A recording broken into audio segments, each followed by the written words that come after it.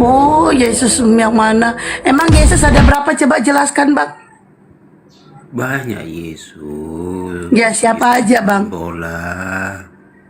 Oh, Yesus pemain bola. Oh, Tahu kan Yesus namanya? yang pemulung sampah, ya kan? Oh, Yesus yang sapu jalanan, ya kan? Itu manusia ya, Bang ya? Kalau Yesus yang tukang sapu jalanan itu manusia ya? Ya kan, Bang? Harus dilihat dulu, betul ada enggak? Harus dilihat apa, Bang?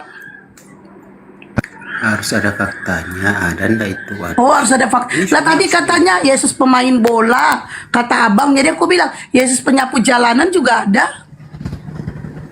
Oh, di mana itu? Bang Juma, assalamualaikum Bang. Ini banyak kali Yesus dia Bang. Waalaikumsalam warahmatullahi wabarakatuh. Nih Bang, cuman ini Bang, Yesus dia banyak kali Bang. Gimana nih Bang? Itu bukti ketidakberdayaan mempertanggungjawabkan imannya. Lah, Oh, gitu ya, Bang? cuma gitu. Dia kan tanya tadi anak manusia itu, kok aku tanya manusia siapa? Dia bilang Yesus. Saya tanya Yesus yang mana gitu kan? Iya, Yesus Coba, yang coba. mana? Ada enggak Ya. Yesus yang namanya Yesus Batistuta itu? Ada. Yesus itu Oh, ada. ada kan? Ada kan? Ada. Yesus Barabas kan? Ada. Nah itu, janganlah bilang nggak pede gitu. Enggak, yang Yaudah, Yesus. orang cerita itu kan yang saudara sembah gitu loh, Bang. Oh, yang saya sembah Yesus siapa namanya? Yesus putra Bapa. Yesus Barabas. ada saja kok. Iyalah. Kalau dia putra, Harus jelas kok. kalau dia putra ibu berarti dia anak manusia. Tapi kalau dia putra bapak, berarti dia kan anaknya bapak, Tuhan Bapak Anda itu kan. Benar nggak? Aduh, Dede. Oke, Betul. silakan. Kok Zoom ke sini ngapain? Jawab. Aku lihat di sini ada bau-bau yang tidak enak, makanya aku kesini. Ditanyanya pula Bang Juma kesini. Ditanyanya pula Bang Juma kesini ngapain? Astagfirullahaladzim. Iya. Kok aku di sini kok tiba-tiba dia nongol gitu kan? Ini kan roomnya Bang Juma, jadi dia kemana aja? Kok gimana sih? Bukan roomnya, dia tamu, ini status tamu. Status ini roomnya Bang Juma juga. Astagfirullahaladzim. Ini blokir permanen ini punyamu kan? Siapa ini? Mbak Esti ya siapa nama? Ah. Nah itu roomnya kamu, itu kamarnya kamu. Masa semua masuk kamar kamu juga tanpa izin? Aduh. Astagfirullahaladzim. Itulah kalau kau menuhankan manusia, gak nyampe aktamu. Tahu kan arti room kan? Kamar itu ruangan. Room ini komal TikTok ini namanya room, komal. Paham gak? Iya, Astagfirullahaladzim. masing-masing. Itulah memang harus dijelaskan lebih banyak. Yesus itu manusia, jangan kalian sembah, jangan kalian tuhankan. Semuanya itu kalian harus diperjelaskan. Tuh, supaya otak kalian itu masuk, tapi nggak masuk juga. Kasih jelas lah pertanyaan. Yesus yang mana doa? Yaudah, Yesus yang mana yang kau sembah? Yesus yang mana? Yesus yang Yudas. Ada saja kau semua. Itu di situ gagalnya kau itu. Iya kan yang mati Yudas. terkutuk Mana ada itu Yesus Yudas. Mana Yesus? Yudas itu bunuh diri bro. Mana ada? Mana ada? Yang mati terkutuk itu siapa? Mati terkutuk, banyak orang mati terkutuk harus. Nah itu jelas kan ya. mulai ngawur kan? Nah, karena ketidakberdayaan, tidak berdaya membuktikan Yesus. Keberdayaan. Bertanya itu harus jelas. Apa yang menyebabkan Yesus terkutuk? Yesus yang mana dulu? Ya Yesus yang kamu katakan mati terkutuk itu. Padahal yang terkutuk itu kan lengkap Yudas. lah. Sebentar. Kasih lengkap pertanyaan apa yang menyebabkan Tuhan Yesus mati. Yang terkutuk itu kan Yudas, bukan Yesus. Adakah data itu sejarah Zu. yang membuktikan bahwa yang disalib itu Yudas? Lah, yang disalib itu yang terkutuk kan? Ya, kau bilang kan Yudas, adakah data sejarah? Ada. Mana sejarah buktinya apa? Matius 27 nomor 5. Oh, jangan dari kitab suci. Data sejarah ngapain kamu? Enggak. Kalau Ada Bible. catatan, Dari datamu aja loh. jangan kamu bawa sejarah karena tidak ada penulis. Cuma Tidak ada penulis sejarah pada saat itu, bro. apa aja, bikin dari sejarah saja. Siapa penulis sejarah di saat kejadian? Siapa? Ayo, buktikan Ayo. mana. lucu. Cuman mau maki-maki. Yang tolol itu yang nyembah Yudas. Boleh lah ngomong tolol. Yang tolol itu yang nyembah Yudas, bro. Buktikan dulu kalau Yesus itu terkutuk gitu loh. Ada nggak bukti? Dari Biblemu dulu, dari Bible. Berikan saya bukti bahwa Yesus itu terkutuk. Ayo. Mampus kan? Kabur dia bang.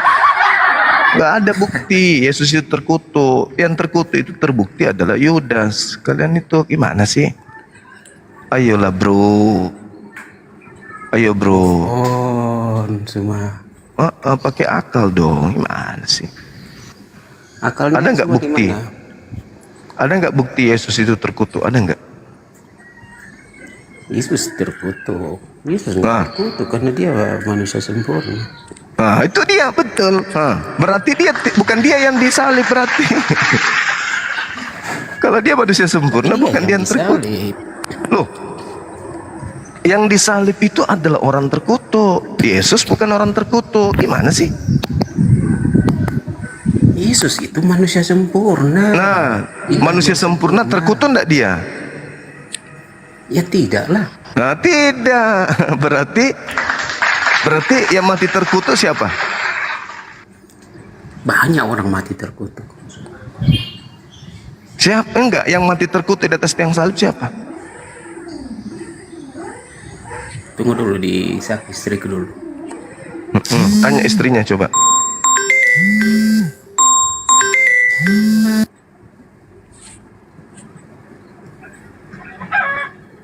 Iya, gimana semua? Iya, mana buktikan. Yesus itu terkutuk itu di mana? Apa yang menyebabkan? Yesus tidak terkutuk. Berarti yang mati terkutuk di atas tiang salib siapa?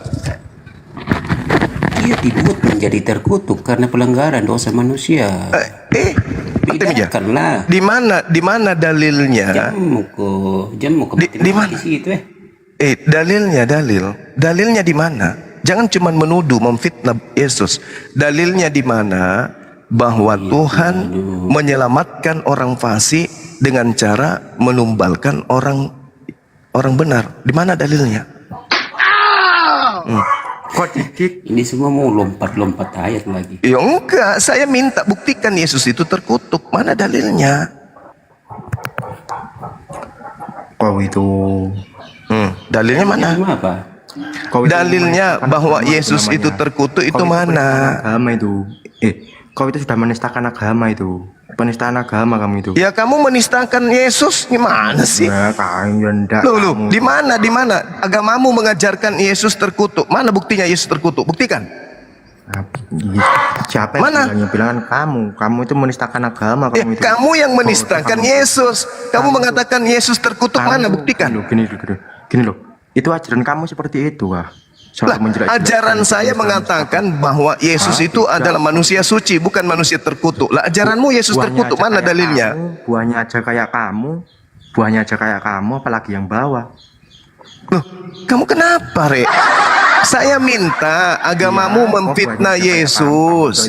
Kamu itu mau menangnya sendiri. Memfitnah Yesus. Agamamu memfitnah Yesus bahwa dia adalah manusia terkutuk. Mana buktikan dalilnya di mana Yesus itu punya perbuatan yang menyebabkan dianya terkutuk gitu loh. Mana? Kau itu tolol. Lah, Kau itu hanya bisanya Janganlah menistakan bilang agama. tolol, tidak boleh. yang tolol itu yang menyembah Yudas. Lucu ente. Lucu kan? Ngatain saya tolol tapi dia sendiri nyembah manusia, kan lucu. Ayolah bro, diskusi yang baik lah, ayo. Diskusi yang Siapa baik. yang sembah Yudas? Lah yang mati terkutuk Ada siapa? Ada 3 oten bang. Iya, biarkan. Yang Muslim tidak usah naik. Suruh bikin kue di bawah, bikin kopi. Naikkan lagi 4. Kristen. Biar 7 Ya, orang. 7 dong. Tapi 7 oten, 4 lagi sini biar 8 lawan. Kabur 1 bang. Janganlah turun, jangan turun. Ini tolong buktikan bahwa Yesus itu terkutuk. Ayo, ayo. Yesus tidak terkutuk cuma dia dibuat terkutuk karena Siapa yang membuatnya terkutuk? Siapa yang membuatnya terkutuk? Gak bisa dia jawab Bang Juma. Siapa yang membuatnya terkutuk? Kalian Zuma, yang membuatnya mana terkutuk ayatnya, itu. Yudas? Mana ayatnya? Mana dalilnya Yudas? Dalilnya jelas Kirain Galatia 3 nomor 13. Sebab ada tertulis terkutuklah Iya, orang saya. yang mati di atas tiang salib. Nah, siapa yang terkutuk? Nah kok Siapa yang percaya terkutuk? tulisan Paulus? Kok Siapa percaya yang tulisan terkutuk? Paulus? Iya, saya tanya dulu. Siapa yang terkutuk? Yesus atau Yudas? Yang terkutuk itu manusia. Mulai kan, mulai inilah kan. Teman tadi itu ngatain saya tulul. Harusnya dia katakan itu depan kaca. Inilah buktinya. Ya mati itu manusia. Yang saya tanya, mana buktinya Yesus terkutuk? Kami umat Islam datang mensucikan beliau kembali dari fitnahan-fitnahan barat tentang dirinya. Semua, saya tanya ini, ada ndak ayat yang menunjukkan bahwa bagindamu itu adalah suri tauladan yang membuktikan secara langsung? Maksudnya? Maksudnya apa? Ada ndak ayat yang menunjukkan bahwa bagindamu itu melakukan hal baik? Lah, buktinya Actionnya. Bukan Buktinya- teori. Buktinya apa? buktinya bangsa Arab itu tadinya bangsa jahiliyah. Iya, ayatnya di mana? Banyak dalil. Banyak itu harus jelas di mana, bro? Wa ma arsalnaka illa rahmatan lil alamin. Di mana Tiada- ayatnya? Tidak ada engkau diutus selain Oh, tidak ada. untuk menjadi rahmat sebagai alam semesta kepada alam semesta. Iya, Wa aku ma juga bisa arsalnaka gitu, illa rahmat rahmatan bagi alam linnas. semesta. Tiadalah kamu diutus wahai Nabi Muhammad melainkan untuk seluruh umat manusia sebagai rahmat. Cuma diutus, tapi berbuat baiknya di mana? Ya, berbuat baiknya gimana? Kalau tidak berbuat baik, ya mengusir penjajah itu mayoritas pengikutnya. Itu bukan nabimu. Aduh, gimana sih? Loh, Nabi Muhammad itu dikatakan di dalam Al-Quran, wa innaka la'ala khuluqin azim, dan sesungguhnya engkau benar-benar berbudi pekerti yang luhur. Iya, berbudi pekertinya contohnya apa? Apa yang dilakukan? Nah, dia kemudian menjadikan serambi Mekah, Madinah, semenanjung Menjadikan janda, Arab. istri gitu. Wah, bukan begitu. Itu fitnahan dari Oten yang tidak ngerti Islam. Iya, Apa? ya, gimana? Mana ayatnya? Mana Apa? ayatnya? Coba ucapkan lagi yang tadi. Enggak. Mana ayatnya? Nah, coba ucapkan lagi yang tadi. Lah, saya tanya ayatnya kok nggak nunjukkan saya. Nah, saya sudah menunjukkan wa innaka la'ala Apanya khuluqin azim. banyak? Nah ini wa innaka Itu la'ala bahasa khuluqin azim. Bahkan Ayatnya mana tunjukkan aja. bahkan- Catat di bawah ya kalau ada ayatnya ditunjukkan sobat kusuma ini. waduh, udah turunkan aja nih host. Orang tidak mau belajar ini. Udah Orang mau nyerah menghujat dia ya. ini. Bukan. Kamu itu andaikan tidak ada Nabi Muhammad, kalian itu masih dijajah sama Belanda. Andaikan tidak ada Nabi Muhammad, Indonesia ini menjadi sarang LGBT. Oke? Bang jangan nanti Iya. kena bang. LGBT. Andaikan tidak ada Nabi Muhammad, Indonesia ini dipenuhi dengan apa? Penyamun. Di dalam agamamu itu tidak ada yang haram, semuanya halal. Andaikan tidak ada Nabi Muhammad, kalian tidak mengenal ajaran kasih. Pahami itu. Oke, Di dalam pasien agamamu itu selanjutnya. tidak ada yang dilarang dalam agamamu. Semua boleh dalam agamamu. Untung ada Nabi Muhammad yang kemudian menjadi rem dari keganasan dan kebinatangan yang muncul dari barat itu. Paham? Oke, agama yang pasien selanjutnya Kristen silakan naik. Di Jambak kalian pada nggak mau naik. Oke. Naik kok sini Roni. Naik. Mana, Naik sini Ron. mana ayatnya? Ayat apa? Ayat yang tadi yang ditanyakan teman saya yang diturunkan tadi mana? Ini wa innaka la'ala khuluqin azim. Ditunjukkan di Jum. Al-Qalam ayat 4. Nah, sekarang mana ayatnya Yesus terkutuk? Tunjukkan. Enggak, ayatnya itu Ini kalau saya ada. buka jelas. Mana Al-Quran ayatnya situ? surah Al-Qalam ayat 4. Mana? Jum, Sekarang di mana dalihnya Yesus manusia terkutuk? Mana? Buktikan ke saya. Jum. Ayat saudara yang di Jum. Apa omong? Anda Tunjukkan tahu. ayatnya. Tunjukkan dalihnya di Terkutuklah dalam orang yang mati di kitabmu. kayu. Saya kan ada ayatnya. Anda tahu masa Oke. Anda pernah baca? Orang ini, Sekarang orang yang terkutuk ini siapa? Enggak, saya tanya mana ayatnya tadi. Yang terkutuk di atas tiang salib ini siapa? Tunjukkan. Surah Al-Qalam ayat 4. Di Jum. Ayatnya di Jum. Sekarang saya tanya samamu, mana ayatnya kalau yang terkutuk itu adalah Yesus? Mana? Dari Tunjukkan. mana Anda dapat itu? Kalau Anda kan tahu di mana Anda dapat, pasti Anda tahu. Tadi Galatia 3 nomor 13 katamu terkutuklah orang yang ada di atas tiang salib. Nah, kalau orang itu adalah Yesus, mana dalilnya bahwa Yesus itu adalah orang terkutuk? Mana? Bang, sekarang saya ngajari Anda. Anda belajar betul-betul lah Bible itu, dibaca semuanya, bukan satu ayat aja. mulai jurus Paulus keluar, ajarin. Tolong tunjukkan dalilnya di mana Yesus menunjukkan perilaku terkutuk. Mana? Tunjukkan ayat saudara tadi yang Anda bilang. Saya sudah membacakan kamu Al-Qalam ayat 4 wa Saya innaka tahu, la'ala di Jum. khuluqin azim. Oke, Al-Qalam ayat 4. Umat Saya terjemahan nggak ngerti bahas. Ya makanya jangan menjadi umat terjemahan. Sekarang giliranmu. Sekarang giliranmu. Kau sebutkan aja, sebutkan, enggak usah kau tunjukkan. Sebutkan di mana tertulis di dalam Bible milik orang Romawi, Yesus itu memiliki perilaku terkutuk. Di mana? Apa buktinya Yesus memiliki perilaku terkutuk sampai dia harus dikutuk? Saudara dapat terima ayatnya dulu. Galatia Nggak usah 3 nomor 13. Nggak usah saya tunjukkan. Galatia 3 nomor Nggak usah, 13. tapi ayat tadi Anda tunjukkan punya Anda tadi.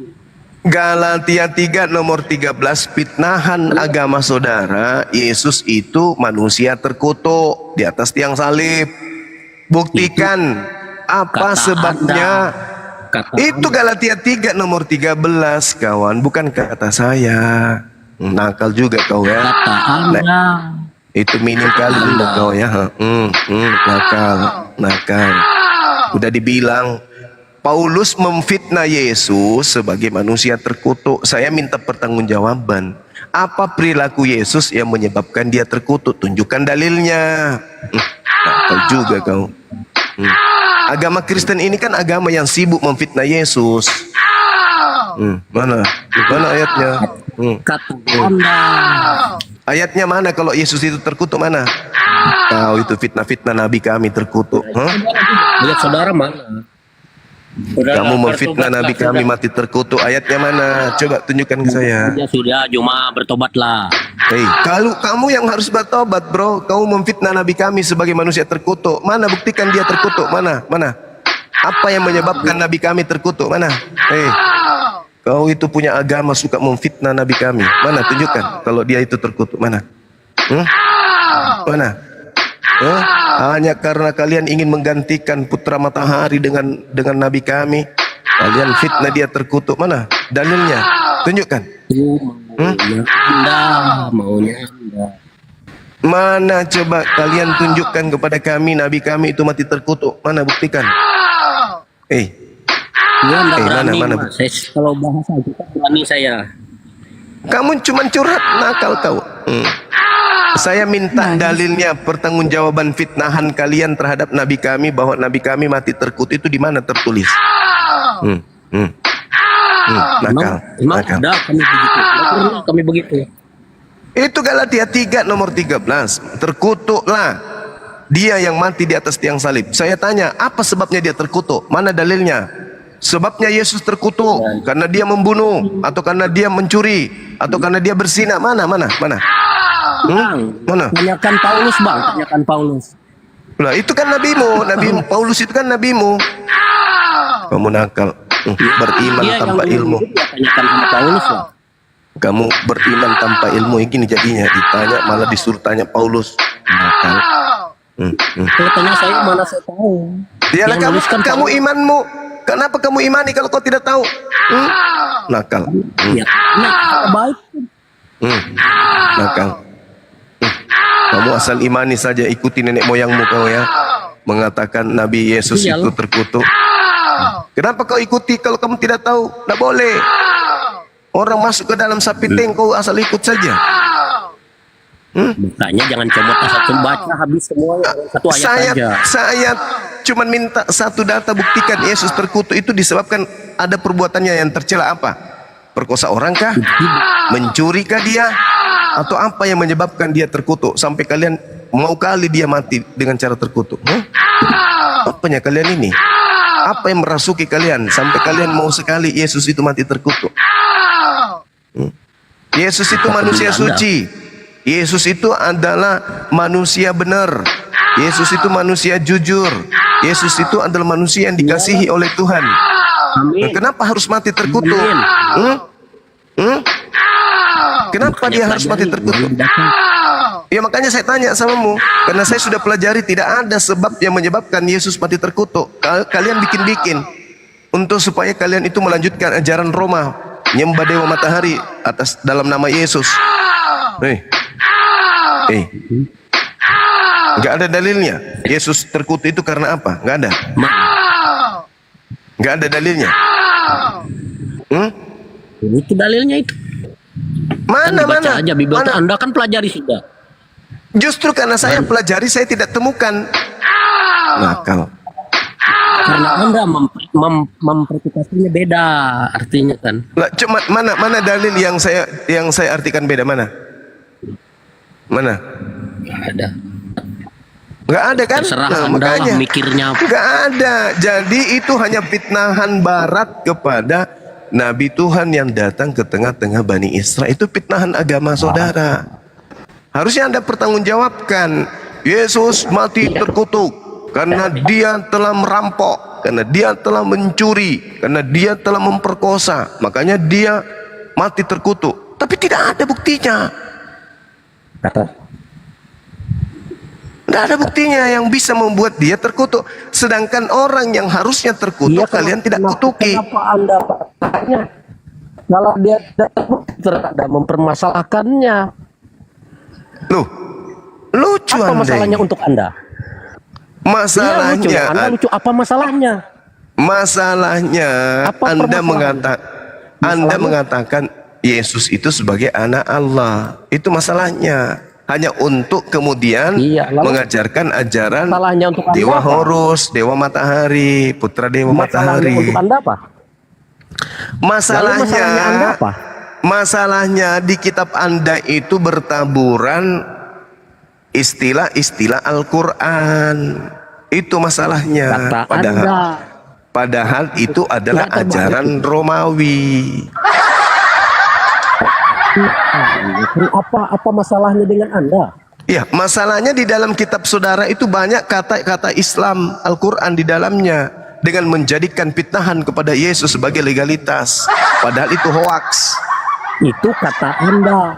Lah itu kata Anda itu Kami terbukti. tidak pernah buat itu.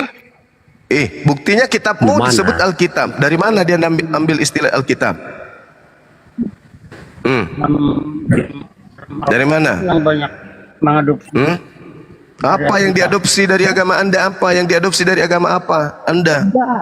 Saya rasa tidak. Apa? Saya rasa tidak pernah kami mengadopsi atau apapun. Lah itu bentuk kata dari, Alkitab. kitab Kata Anda. Alkitab itu Nggak dari mana? Aja yang mempermasalahnya. Kata Alkitab itu dari mana?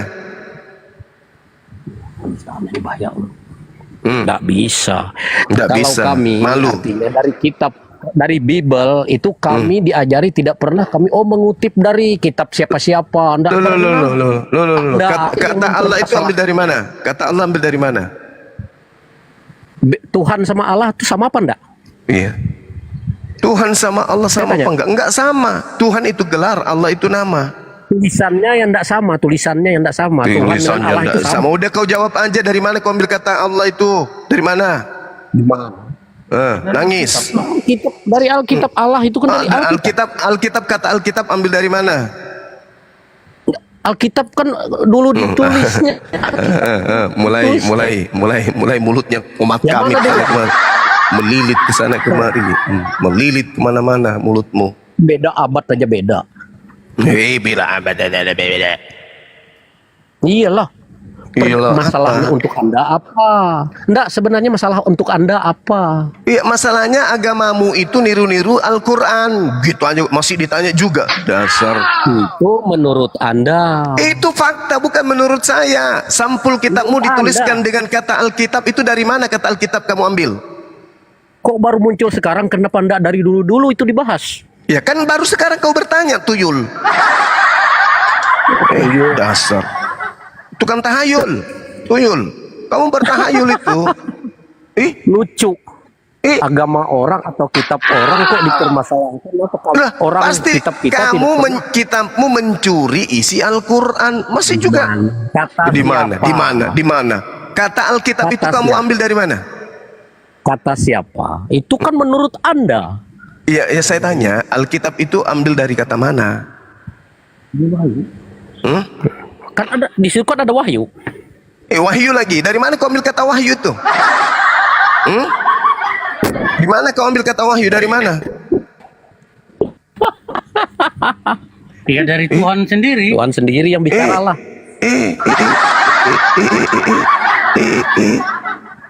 Jadi menurutmu Tuhan pengarang sendiri Bible bicara, itu mau gitu. jadi menurutmu pengarang Bible itu Tuhan?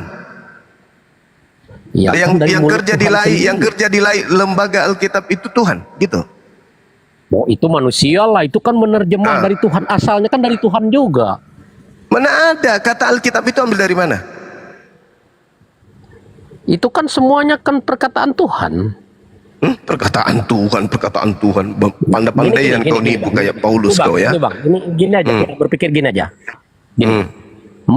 murid-muridnya Yesus hidup, itu mereka yang tulis itu. Kita percaya Ya. karena mereka berdampingan hidup sama Nah, Yesus. sekarang pada saat original teks mereka tulis ada kata Alkitab nggak di dalam? Nah, iya aja. Apa? Itu dulu bukan Alkitab lah namanya. Iya makanya sekarang kutanya yang kupermasalahkan Zaman itu dulu, kitabmu Bang. yang Dengar, sekarang. gini. Zaman dulu. Gini, dengar dulu. Yang kupermasalahkan Zaman itu bukan dulu. zaman dulu. Yang dipermasalahkan ini zaman zaman sekarang. Dulu itu tidak ada nama agama orang dulu. Selamat siang semuanya. Dia hanya Iya, iman siang. dan percaya. Itu zaman dulu. Tidak ada agama Kristen, Buddha, Bang. Hindu, tidak ada. Kata Alkitab itu berasal dari Al-Quran. Allah itu berasal dari Al-Quran. Bilang. Rasul itu berasal dari Al-Quran. Jadi itu salah siapa Bang? Kira-kira? Kalau dulu Alkitab Kita itu jangan menolak diambil fakta, dari Bang. bahasa Al-Quran, kenapa Alkitab itu Al-Quran? Kenapa kan?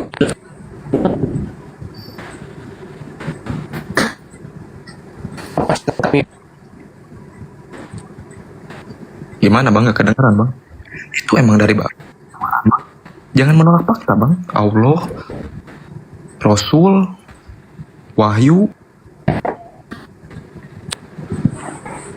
Ya, apa kita bahas Alkitab aja lah.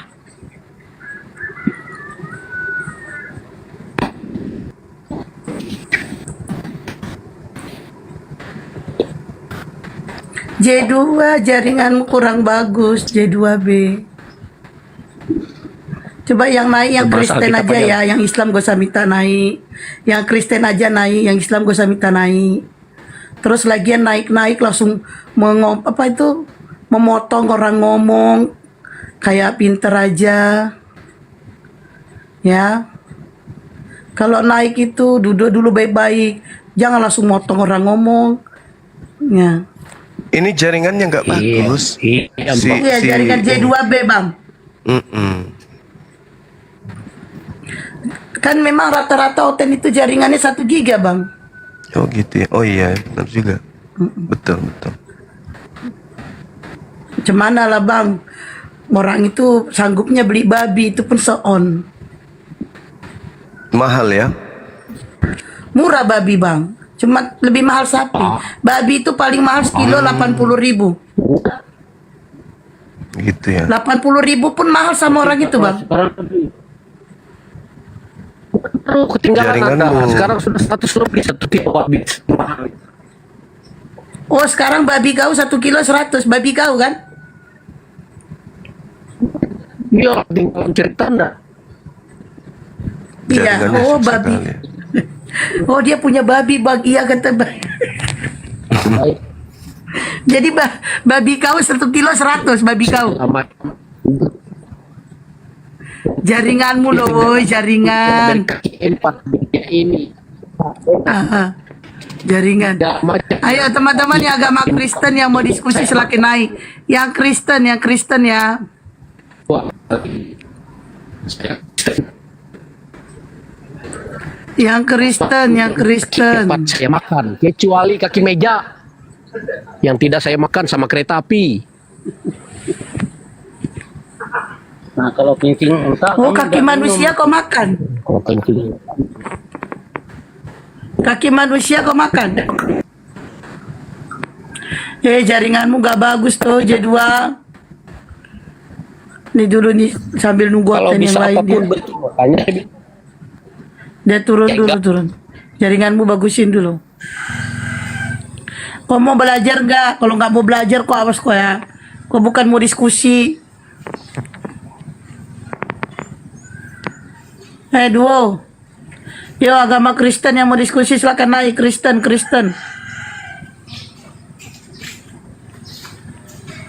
Duo.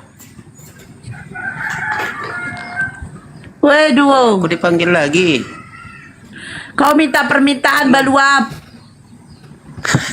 Kok aku ditendang tadi, ngapain? Aduh, gimana? Karena kau nggak menjawab pertanyaan Bang Juma.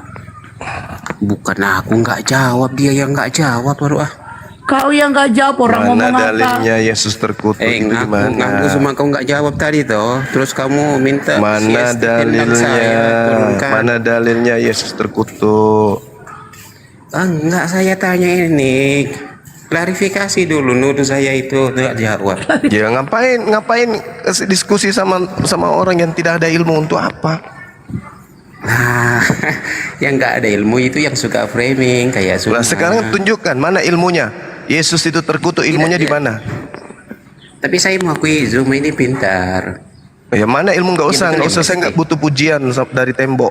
Saya tanya dulu, Saya mana tanya Mbak Esti, kemudian, betul, Mbak Esti. mana Zoom ini dalilnya pintar nggak, Yesus Mbak Esti? terkutuk itu mana? Mana dalilnya? Yesus terkutuk dalilnya di Zoom ini mana? pintar apa enggak? Udah turunin aja deh sampai nih, ngapain? Dah, jangan naik lagi kau, jangan minta naik lagi kau. Nah, Turun dah, kau Jangan ke minta gereja naik kau, lagi kau. colok pantat pendeta, habis itu kau jilat. Gak butuh, orang yang mau belajar aja dinaikkan, orang yang punya ilmu gitu. Jangan yang sudah dungu tapi sok-sok intelek, punya ilmu gitu. mah enggak Ini apa lagi? bagus lagi jaringanmu loh. Doh, perbaiki dulu jaringanmu lagi ya. diskusi. Nah, iya jaringanmu perbaiki dulu. Ya agama Kristen yang mau diskusi silakan naik, minta permintaan ya Kristen. Yang Kristen. Yang naik kalau bisa kayak Estra Soru, Bambang Pamungkas, Bambang Pamungkas. Bambang Siapa? Pamungkas Islam Siapa loh, nama Bang. itu? Bambang siapa itu? Bambang pergi sono. Bambang Nur saya ya, Pak. Oh iya. Yang kayak gitu-gitu dong yang naik. Ini. Kalau bom-bom, Bang. Bambang Nurseno. Sama aja itu. Bom-bom, Ibu Yuni itu levelnya itu. Ayo pasien selanjutnya silakan naik. Ayo. Nih coba nih naik. Agama apa dia? Si Darni udah capek. Rex selamat sih. Malah kabur. Belum lagi ditanya agamanya udah kabur. Kenapa sih takut kali? Ada yang berani naik tapi otak nggak berfungsi ya sama aja. Maka jaringanmu gak bagus-bagus loh. Yang Kristen aja minta naik, yang Kristen. Ini Kristen. J2B jaringanmu gak bagus-bagus. Suaranya putus-putus bang, bikin sakit kuping. Putus-putus. Suaramu kayak robot. Matikan dulu HP-mu, ini ambil apa? Mode kayak benda pesawat dulu, habis itu naik. Tiba lihat nonton diskusi banyak Ardiansa semua tuh kalau Ngomong kita apa diskusi itu kita pakai dalil. Ya jaringanmu bagusin dulu, nggak jelas. Jadi bilangin ya Kristen aja minta naik. Belum gini. Ya, ini bagus. Masih belum. Belum bagus. Makanya beli HP jangan terbuat Ini dari juga kayu, pintar. Bang.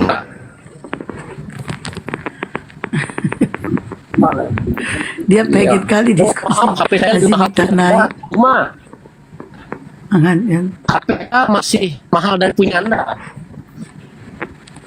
Itu buktinya jaringanmu. Itu jaringanmu buktinya. HP saya lebih bagus 1000. Itu buktinya Iya, jaringanmu. siapa lagi? HP Gimana? saya lebih mahal dari punya kalian. Iya nggak Karena apa-apa lebih mahal, tapi jaringannya buktinya. Itu buktinya. Kalau jaringannya enggak apa-apa, Jaringan- HP-nya bisa mahal Lah, ya dari HP itu kalau dia mahal, mau dia di gunung dia bisa nangkap sinyal. Lah ini, aduh gimana sih lu? HP jangan dibeli yang dari kayu lah. Wah, mahal HP saya dari HP-mu itu Pak. dari kayu. Saya beli Dari sendiri kayu nih. itu HP-mu. Saya beli bukan dari merampok atau mencuri, bukan. Bukan masalah dari mana aku beli HP, ku bilang HP-mu jangan yang terbuat dari kayu. Beli yang mahal sedikit apa, jangan yang kayak 300 itunya aku pakai. Itu jaringanmu itu error. HP murah itu begitu. HP apa? HP terbuat dari singkong dikerasin kasih sinyal ya kayak gitulah. Saya kan dari surga.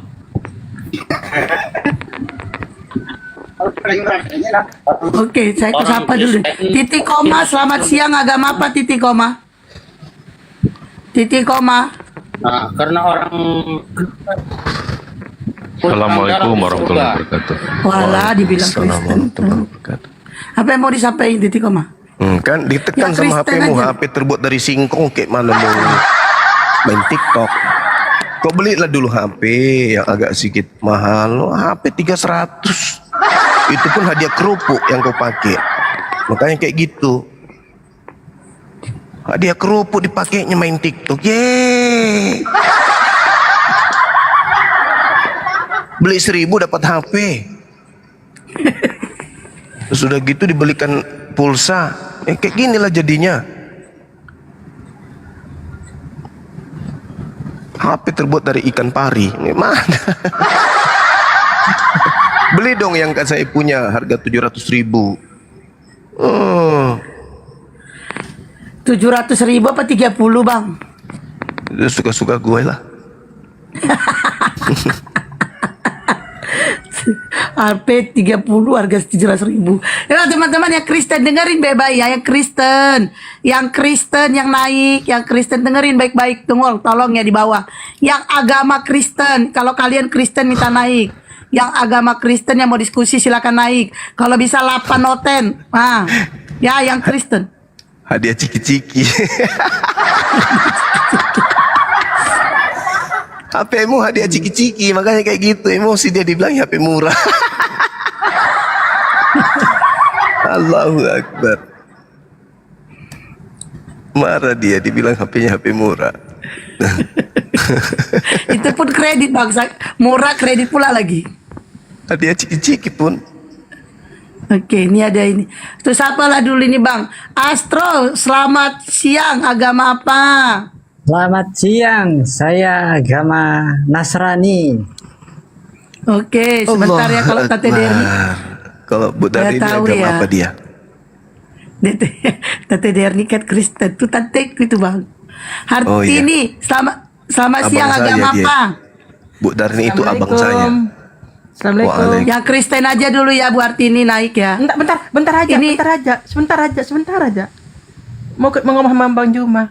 Iya, gimana Bu? Assalamualaikum Bang Juma, ya Allah. Waalaikumsalam warahmatullahi wabarakatuh. Iya. Gimana Bu Hartini? Apa Sehat? kabar Bang Juma? Baik. Weh langsung outcam. Wih, Enggak, saya ini Mantili. selalu mengikuti Bang Juma dari pagi sampai malam, sore enggak pernah berhenti ngikuti Bang Juma. Saya Hartini, Bang Juma dari Lombok. Oh, iya. Ingat enggak aku ada kirim salam sama siapa itu yang dari Maluku itu. ada sampai salamku ya Bang Juma. Iya, betul. Ingat ya. Iya, ingat. Oke ya Bu, jangan lama-lama ya. Ini udah 2 outlet takutnya kabur Bu. Soalnya nyari outlet susah Bu. Assalamualaikum. Iya, waalaikumsalam. Allah sudah jumpa Bang Juma, alhamdulillah udah. Alhamdulillah Ibu, makasih Bu Hartini. Oke, ini ada 2 outlet. Ini Tadi ada maaf, Mantili, Tante mana Dirni. Mantili tadi? Mantili siapa sih Bang? Ini Astrofi. Oh, Astrofi. Asrofi. Silakan Iya. Asrofi. Ya, terima kasih. Salam. Sama-sama. kenal Bang Suma. Iya, salam kenal Bang. Kembali Ya, saya dari Toraja Katolik. juga. dari tadi. Oh, Toraja, kurus semangat. Oh, Wih. terus semangat. Iya. Masih di apa? Di Bone-Bone kah? Masih. Oh, Masih. ya syukur. Di mana kita ini, Abang? Di Toraja kita. Ya, lagi di Toraja. Iya. Emang ada Tito Raja Nasrani? Di Toraja ada Nasrani, ada Muslim, ada apa? Kepercayaan, aliran kepercayaan atau namanya Luktodolo. Dolo, iya betul. Ya, bukan Hindu sih. Cuma di orang umum bilang Hindu, padahal sebenarnya itu bukan Hindu. Animisme lah intinya. Animisme ya, Mm-mm. gitu. Iya. Toraja kota Ya, yang silakan indah. bertanya ke Ya, Bang Juma. silakan. Kita diskusi ringan aja. Yang membuat saya penasaran itu terkait dengan Yesusnya. Kalau di Islam kan Nabi Isa ya. Itu yang disampaikan kemudian sampai dia harus mati terkutuk itu apa sebabnya? Adakah perbuatannya yang tercela? Adakah perbuatannya kemudian yang salah? Adakah kemudian akhlaknya yang kurang baik sampai dia harus mati terkutuk? Kasihan kali dia. Iya. Nah, gimana itu Bang? Iya, jadi dia bagaikan apa? Seperti mati terkutuk yang tidak bersalah, dalam rangka untuk mengorbankan dirinya untuk pengampunan dosa bagi umat manusia. Nah, itu menarik itu Bang. Iya. Tapi menurut Tuhan, orang yang mati secara terkutuk itu adalah orang yang melakukan kemaksiatan, bukan karena menanggung kemaksiatan orang lain. Iya, betul Bang Suma. Jadi waktu itu di dalam konteks waktu itu pada zaman itu orang yang disalib itu adalah orang yang mati terkutuk, dan ini terjadi pada Yesus, yang dimana dia tidak bersalah, tapi dia seperti di kitab Yesaya bahwa seolah-olah dia kena kutuk, padahal dia tidak kena kutuk. Dia hanya terjadi seperti itu karena sudah dinubuatkan oleh Tuhan ya untuk pengampunan dosa. Begini Bang. Kalau kita lihat di dalam pengakuan Yesus Lukas 24:44, inilah perkataanku yang telah kukatakan kepadamu ketika aku masih bersama-sama dengan kamu. Kamu di sini Bani Israel. Yakni bahwa harus digenapi semua yang tertulis tentang aku dalam kitab Taurat, kitab Nabi-Nabi dan kitab Mazmur. Nah, kalau kita melihat terkait dengan pengakuan Yesus ini, contoh kita ambil di dalam kitab Mazmur. Di mana di Mazmur tertulis bahwa Yesus orang benar, Yesus orang dikasihi itu harus mati secara terkutuk untuk menanggung dosa orang lain. Ada nggak di Mazmur? Ada nggak di Mazmur, Bang? Memang ada cuma saya lupa ayatnya di mana di Perjanjian Lama, tapi itu sudah sudah dinubuatkan seperti itu. Gini, jadi kalau kita berbicara mengenai nubuat, kalau itu nubuat, ini kan iman saudara saya Kristen, ya saya maklum. Tapi berbicara mengenai nubuat, kalau memang itu ada, kenapa penangkapan Yesus harus dibuatkan nubuat tahun itu juga? Di dalam Yohanes 11 tertulis bahwa tahun itu juga kemudian imam besar, imam kepala sebagai pemimpin Yahudi dalam iman kepercayaan Yahudi bernubuat tahun itu. Bunyi nubuatnya adalah Yesus akan mati untuk bangsa Israel. Tidak ada nubuat yang dibuat pada tahun itu untuk membunuh Yesus. Yesus ini harus mati untuk di luar Israel, atau untuk nebus dosa manusia, atau untuk menebus kesalahan-kesalahan orang lain.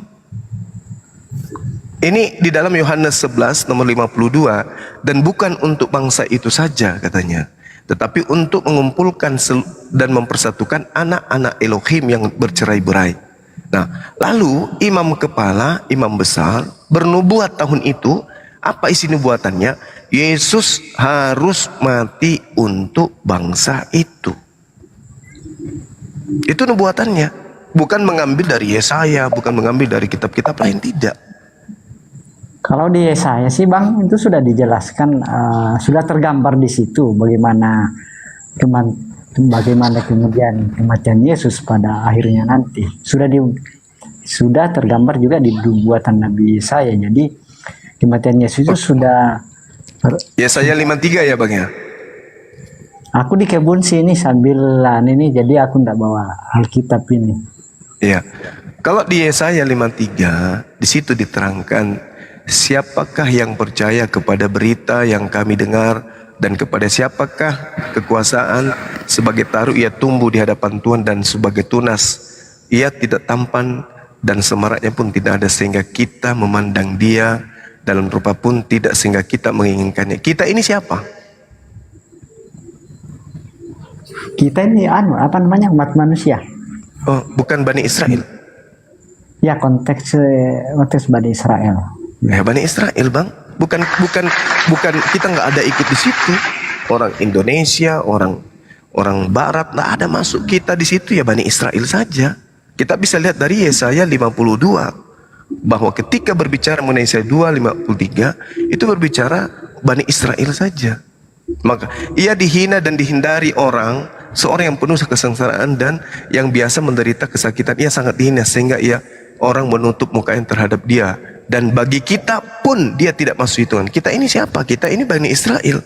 Makanya orang-orang Yahudi ketika berbicara mengenai Yesaya 53 itu berbicara mengenai orang Yahudi, perjalanan orang Yahudi, bukan perjalanan di luar Yahudi. Tapi teman-teman Kristen berupaya menjadikan Yesaya 53 ini sebagai nubuat untuk Yesus.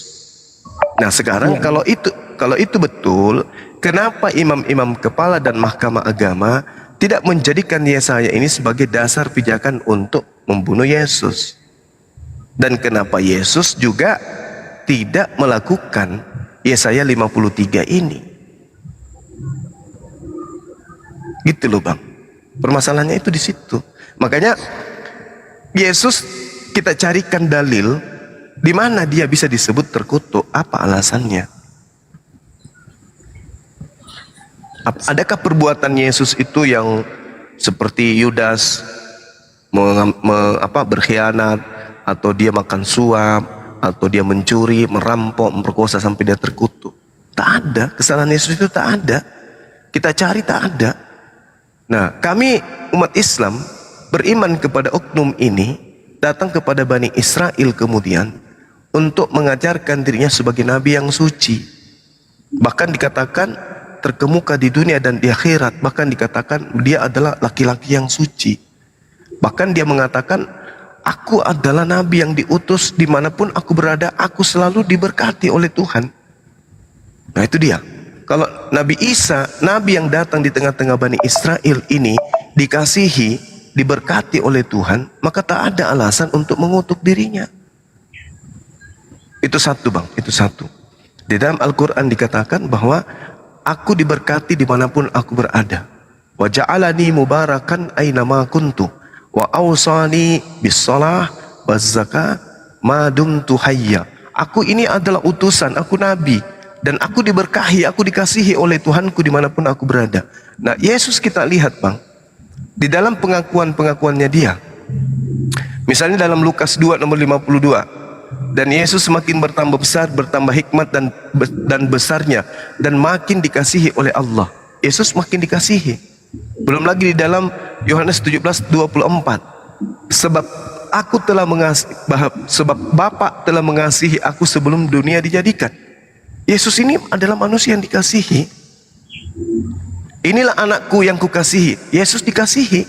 Yohanes 10:17, Bapa mengasihi aku. Nah, sedangkan di dalam Mazmur 37 diterangkan begini, sebab Tuhan mencintai hukum dan Tuhan tidak meninggalkan orang yang dikasihinya sampai selama-lamanya. Bagaimana mungkin kemudian Yesus bisa masuk ke dalam perangkap iblis dan orang-orang Farisi, orang-orang Yahudi untuk membunuh orang yang dikasihi Tuhan ini? Apalagi Paulus mengatakan terkutuklah orang yang mati di atas tiang salib, sebab ada tertulis bahwa terkutuklah orang yang mati di atas tiang salib. Nah, sekarang apa sebabnya Yesus terkutuk? Ini yang kita sedang cari. Latar belakang sampai Yesus ini mati terkutuk itu apa? Yang bisa diterima berdasarkan dalil firman Tuhan. Lagi? Iya, silakan. Ya, pertama saya jelaskan yang masalah yang di saya tadi tentang kita ini. Pada saat itu Nabi Yesaya berbicara dalam konteks untuk umat Israel. Ya, tapi bukan berarti bahwa keselamatan yang dikerjakan Yesus itu terbatas pada orang Israel saja. Ya, namun itu terbuka untuk seluruh umat manusia. Ya, kemudian kenapa Yesus mati terkutuk seperti yang dikatakan oleh Paulus? Karena itu sudah rencana Tuhan, itu sudah dibuatkan oleh Tuhan sendiri. Ya, dan ini kenapa itu harus terjadi? Karena Yesus harus menderita, mati di kayu salib, darahnya tertumpah, ya, untuk penyucian pengampunan dosa, baru bisa ada pengampunan. Ya, karena di perjanjian lama bahwa pengampunan dosa itu dengan menumpahkan darah domba jantan. Nah, Yesus ketika dalam mengorbankan dirinya di kayu salib diumpamakan sebagai darah domba, anak domba. Makanya dia disebut sebagai anak domba Allah. Ya, saya kira Bang Suma sudah membaca Alkitab juga, mungkin lebih. Iya, Yohanes 1:29. Iya. Ya, jadi saya tidak terlalu banyak hafal. Namun itu yang seperti itu yang menjadi keyakinan umat Kristiani. Ya. Iya, baik.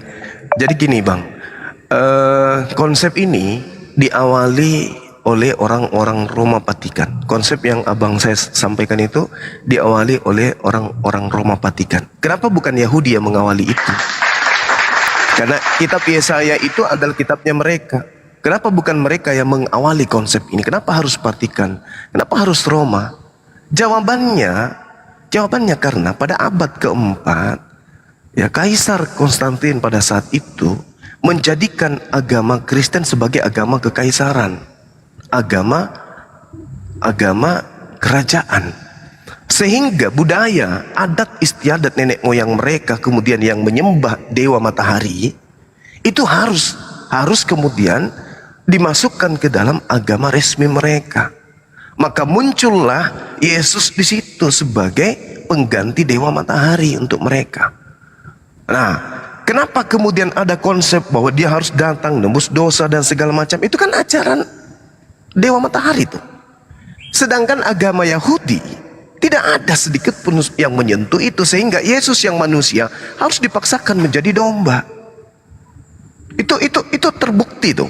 Sehingga ketika kita mencari apa data yang menyebabkan Yesus terkutuk, nah, muncul konsep kemudian yang lahir dari belakangan. Yesus matinya di abad pertama, konsepnya muncul di abad keempat, yaitu dia harus mati untuk dosa-dosa kita, dengan menjadikan Yesaya kitabnya orang Yahudi sebagai judul. Padahal yang punya kitab pada saat eksekusi Yesus tidak menjadikan itu sebagai dasar pijakan. Itu kita bisa lihat dalam Yohanes 11 nomor 45 sampai nomor 53. Bahwa kejadian terjadi terhadap Yesus, pembantaiannya itu semata-mata untuk menyelamatkan Yahudi dari pembantaian bangsa Roma. Bukan karena dosa waris. Tapi ketika kemudian Vatikan yang berbicara, Yesus mati karena dosa waris. Karena kenapa? Romawi sebelum mengajarkan agama Kristen, Romawi sudah menganut ajaran itu. Mereka adalah penyembah putra dewa matahari, di mana putra dewa matahari adalah juru selamat bagi mereka. Makanya ada Natal, ada kemudian ibadahnya Minggu. Karena itu disadur dari sana. Sehingga agama Kristen pecah-pecah setelah menemukan kesalahan yang ada di awal. Seperti Advent misalnya, mengembalikan budaya Yahudi. Karena itu adalah kekeliruan. Meskipun Advent masih menyadur juga ajaran Roma. Masih menyembah Yesus, putra matahari. Nah ini yang perlu dipahami. Sedangkan asal daripada ajaran Yesus sendiri, dia itu orang suci, Bang. Sebab Tuhan mencintai hukum, tidak membatalkan hukum, tidak membuat kemudian hukum Taurat sebagai kutuk yang harus ditebus dengan mati di atas tiang salib. Tuhan tidak meninggalkan orang-orang yang dikasihi sampai selama-lamanya. Mereka akan terpelihara. Orang-orang benar akan mewarisi negeri dan tinggal di sana senantiasa. Lalu kemudian orang fasik mengintai orang benar dan berniat membunuhnya. Tapi apa kata Tuhan? Mazmur 37 nomor 33. Tuhan tidak menyerahkan orang benar itu ke dalam tangan orang fasik. Tuhan tidak membiarkan dinyatakan terkutuk pada saat dia diadili. Jadi berat kemudian ajaran Roma ini mau menembus ajaran Yahudi. Makanya sampai hari ini 2000 tahun Yahudi dan Kristen tidak bisa bersatu. Karena masing-masing punya konsep Tuhan berbeda, kitab yang berbeda, agama yang berbeda.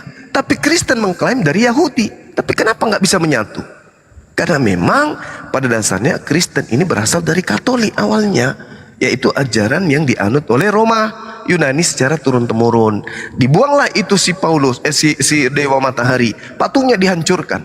Digantilah dengan patung Yesus.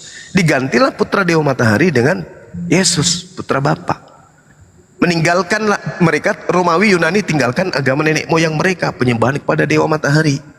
Menggantikan dengan Yesus. Itulah yang terjadi. Seperti itu, Bang. Ya, apa yang dikatakan Bang Suma secara khusus yang masalah konsep orang Romawi, saya kira saya belum melihat bukti atau dasar yang valid untuk membenarkan itu. Ya, tapi kita hanya membaca apa yang disampaikan berdasar pada apa yang dikatakan oleh kitab suci. Ya, jadi konsep pengorbanan Yesus itu bukan konsep orang Romawi. Memang dalam perjanjian lama sudah dikonsepkan oleh Tuhan. Itu konsep Tuhan sendiri yang datangnya dari Tuhan sendiri. Ya, bahkan waktu setelah Adam dan Hawa jatuh dalam dosa dan Tuhan berfirman kepada Adam bahwa keturunanmu akan dipatok oleh ular ini, kira-kira seperti itu. Kemudian keturunanmu akan meremukkan kepalanya. Nah, ini salah satu nubuatan yang setelah Adam dan Hawa jatuh dalam dosa yang disampaikan oleh Tuhan. Ya. Ini salah satu nubuatan. Jadi kalau dibilang bahwa konsep pengorbanan Yesus itu adalah konsep dari Romawi, itu saya kira tidak ada dasar yang kuat untuk mengatakan seperti itu. Ya, jadi gini, Bang. Saya ceritakan dulu sedikit ya. Saya ceritakan gini, bahwasanya dari mana sih asal perjanjian lama itu ada di agama Katolik gitu ya. Itu kan tidak ada dasar pijakannya, tidak ada legitimasi. Jadi PL ini adalah hasil evolusi dari kitab Tanak. Tanak itu ada 3, Taurat, Nevi'im, dan Ketubim. Ini kitabnya orang Yahudi. Lalu Tanak ini, bukan Tanak, Torah ini diterjemahkan di abad ketiga sebelum Masehi atas perintah Kekaisaran Ptolemy II kepada rabi-rabi Yahudi, yang mana orang Yahudi itu multibahasa. Mereka bisa menggunakan bahasa Septuaginta. Jadi dinasti yang berkuasa pada saat itu dipimpin oleh Ptolemy II meminta kepada 70-an lebih rabi untuk menerjemahkan Taurat ke dalam bahasa Septuaginta. Lalu kemudian orang-orang Yahudi yang kemudian tinggal di Mesir Alexandria, Mediterranean pada masa itu terpapar ajaran Helenisme Yunani. Sebab saat itu Mesir dikuasai oleh Yunani. Nah, Yunani ini menggunakan budaya bahasa Septuaginta, yang mana kemudian mereka secara budaya orang-orang Yunani mengajarkan ajaran Helenisme, penyembahan kepada roh-roh. Lalu yang terjadi kemudian, proses ratusan tahun terjadi, Septuaginta ini itu dikoreksi kembali oleh bapak-bapak gereja. Kenapa dikoreksi kembali oleh bapak-bapak gereja? Karena bapak-bapak gereja menginginkan kemudian Septuaginta ini selaras dengan keinginan pengajaran dewa-dewa mereka. Maka pada abad 2 Masehi dipimpin oleh Origen, gereja kemudian melakukan koreksi yang dicocok-cocokkan dengan perjanjian baru. Kemudian abad ketiga Masehi dipimpin Lucian pada masa itu juga melakukan koreksi terhadap Septuaginta yang mereka bertujuan untuk mencocokkan dengan perjanjian baru. Dilanjut lagi Hesesius abad keempat Masehi. Jadi Septuaginta menjadi perjanjian lama itu nanti di abad keempat. Setelah rampung perjanjian baru, maka perjanjian lama diberi, maka kitab Tanakh ini diberi nama dengan perjanjian lama. Dan kitabnya Kristen, kitabnya orang Roma disebut dengan perjanjian baru. Jadi Kristen punya kitab di abad pertama itu mulai ditulis perjanjian barunya, untuk kemudian abad keempat PL dan PB itu digabung menjadi satu kitab. Itu abad keempat. Barulah kemudian perjanjian lama Septuaginta yang sudah direvisi, sudah dikoreksi kemudian oleh Origen, Lucian dan Hesesius itu digabung menjadi satu bundel dengan kitabnya orang Kristen Romawi. Maka muncul yang disebut Bible, perjanjian lama dan perjanjian baru. Septuaginta ini kemudian dimodifikasi mengikuti selera perjanjian baru. Untuk siapa? Untuk mendudukkan Yesus sebagai pengganti dewa matahari. Makanya orang Yahudi itu tidak pernah merasa bahwa perjanjian lama itu adalah kitab mereka. Karena orang Yahudi tahu bahwa Septuaginta itu adalah hasil terjemahan dari kitab mereka, kitab Taurat, kitab Nevi'im dan Ketubim, yang melakukan kemudian evolusi dan koreksi yang memiliki lapisan berlapis-lapis sehingga sampai kepada selera gereja. Yahudi tidak pernah mengatakan, oh itu kitab kami, tidak. Malah perjanjian lama itu ditertawakan oleh penganut ajaran Taurat hari ini. Karena mereka tahu bahwa Taurat perjanjian lama yang digunakan oleh orang Kristen itu adalah hasil dari evolusi atas perintah Ptolemy II pada abad ketiga sebelum Masehi.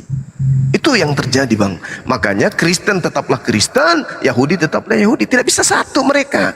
Padahal Kristen menggunakan terjemahan dari awalnya Septuaginta yang disadur dari kitab Torah. Itu sejarahnya itu begitu, Bang. Makanya yang datang ke Indonesia mengajarkan Kristen itu bukan orang Yahudi, bukan. Mau sekte apapun itu bukan orang Yahudi yang datang mengajar, tetapi murni orang Barat yang mengajarkan sekte apapun di Kristen itu.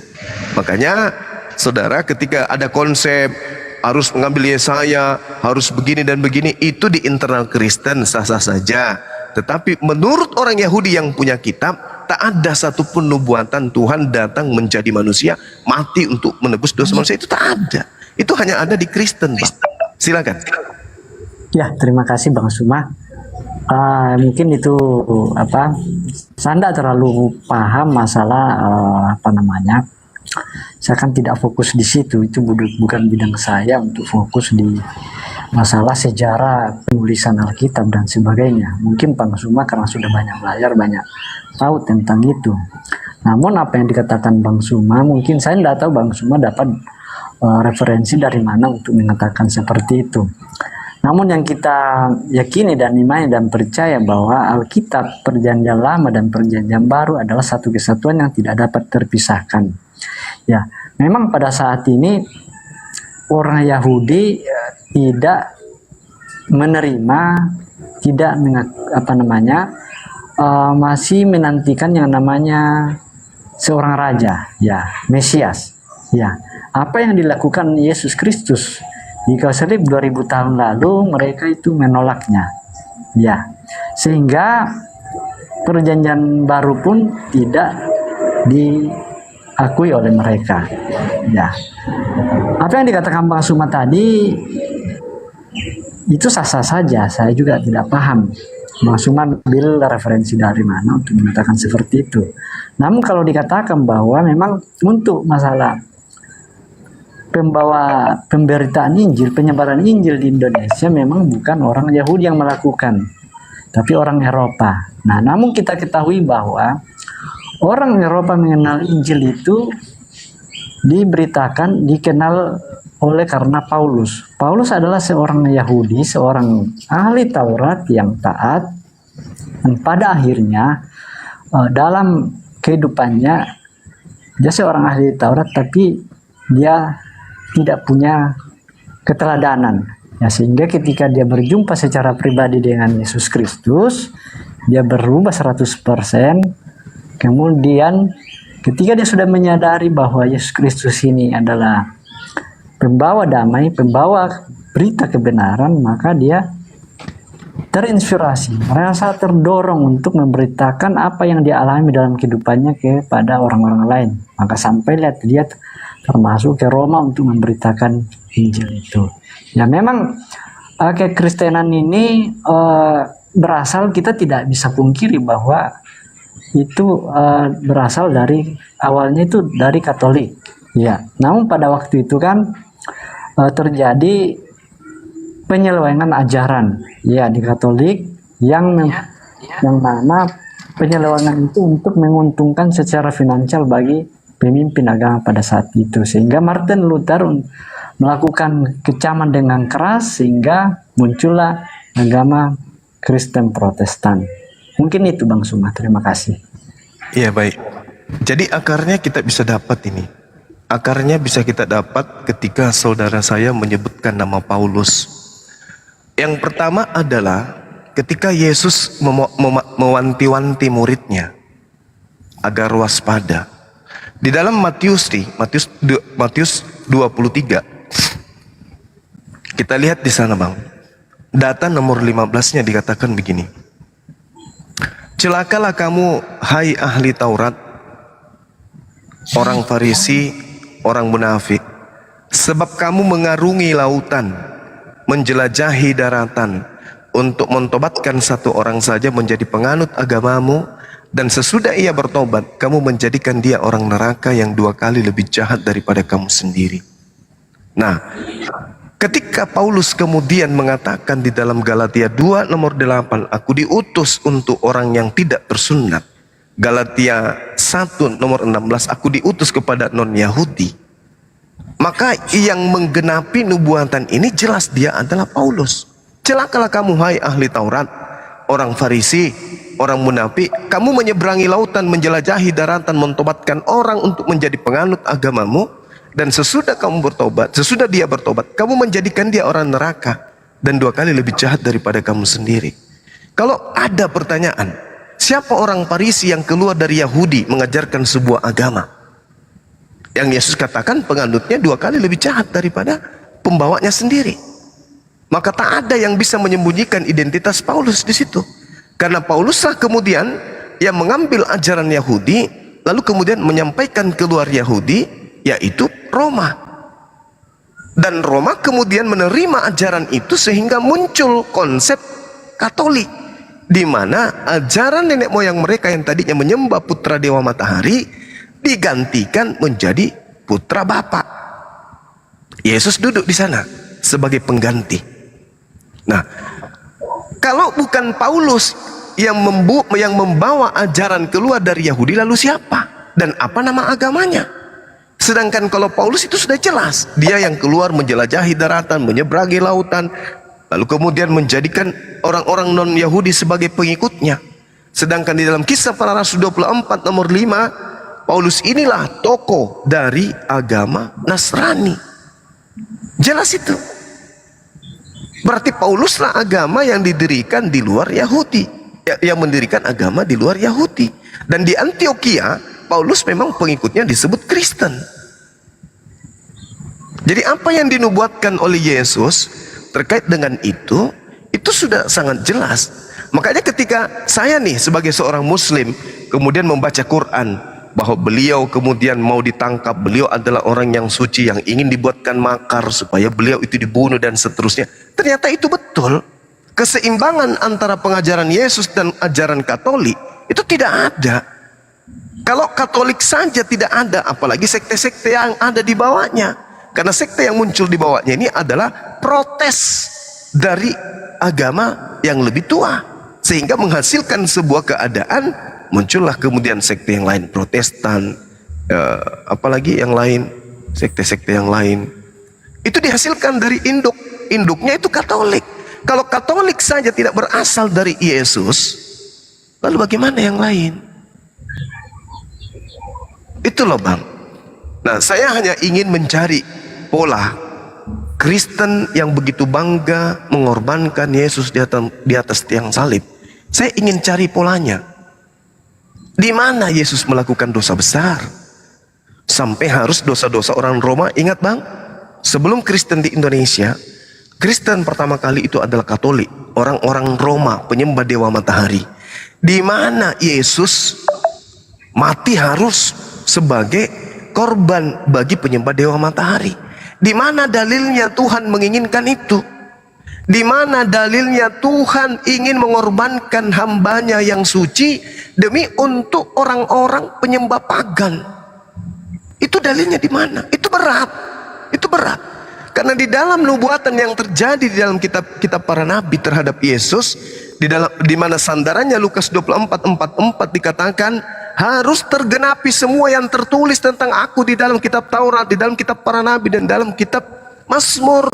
Nah, di antara kitab-kitab ini di mana tertulis Tuhan akan mengorbankan hambanya yang suci, anaknya yang dikasihi demi untuk menebus dosa-dosa Romawi dan Yunani, si penyembah dewa-dewa ini. Itu di mana tertulis? Mungkin saya bisa dibantu Bang, silakan. Ya, terima kasih Bang.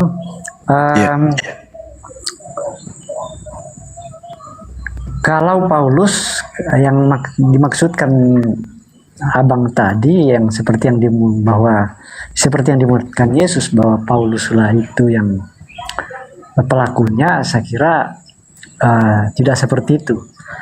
Kita perlu melihat dulu setelah Paulus menjadi pengikut Yesus, kejahatan apa yang dia lakukan sampai dia harus menggenapi apa yang dikatakan Yesus tadi itu. Itu yang pertama. Kedua, tidak dipungkiri bahwa setelah Yesus naik ke sorga, murid-murid yang memberitakan Injil, termasuk juga Paulus menjadi pengikut Yesus, tidak bisa dipungkiri bahwa ada orang ahli Taurat lain yang mau menyerupai Yesus, ikut juga memberitakan Injil, tapi Injil yang dalam versi lain. Ya, mungkin motivasinya salah, mungkin untuk mencari supaya terkenal, supaya disanjung dan sebagainya, atau mungkin motif-motif lain. Dan itulah yang dikritisi oleh Yesus tadi di dalam seperti yang Bang Suma katakan, buatannya Yesus. Ya. Kemudian terkait masalah di mana Yesus, di mana Tuhan mengkonsepkan untuk bahwa Yesus mati untuk Romawi. Ya, saya kira sudah sangat jelas di beberapa kitab, termasuk di kitab Mazmur, di kitab Yesaya dan berbagai macam kitab-kitab lain. Sudah dinubuatkan tentang itu, tentang kematian Yesus untuk pengampunan dosa, untuk pemulihan hubungan antara manusia dengan Tuhan. Sangat jelas kalau kita jeli membaca, kita bisa menangkap di situ nubuatan-nubuatan tersebut seperti di Mazmur, di Yesaya, di kitab-kitab lain. Kita akan mengambil kesimpulan bahwa ketika kita membaca dan bertanya, ini merujuk ke siapa? Ini merujuk ke siapa? Dan ketika kita membaca apa yang dikatakan Yesus sebelum mati di kayu salib, itu tidak kontra dengan apa yang nubuatan-nubuatan di Perjanjian Lama. Ya, saya kira itu Bang Suma. Oke, baik. Saya menghargai itu pandangan saudara saya. Tapi gini Bang.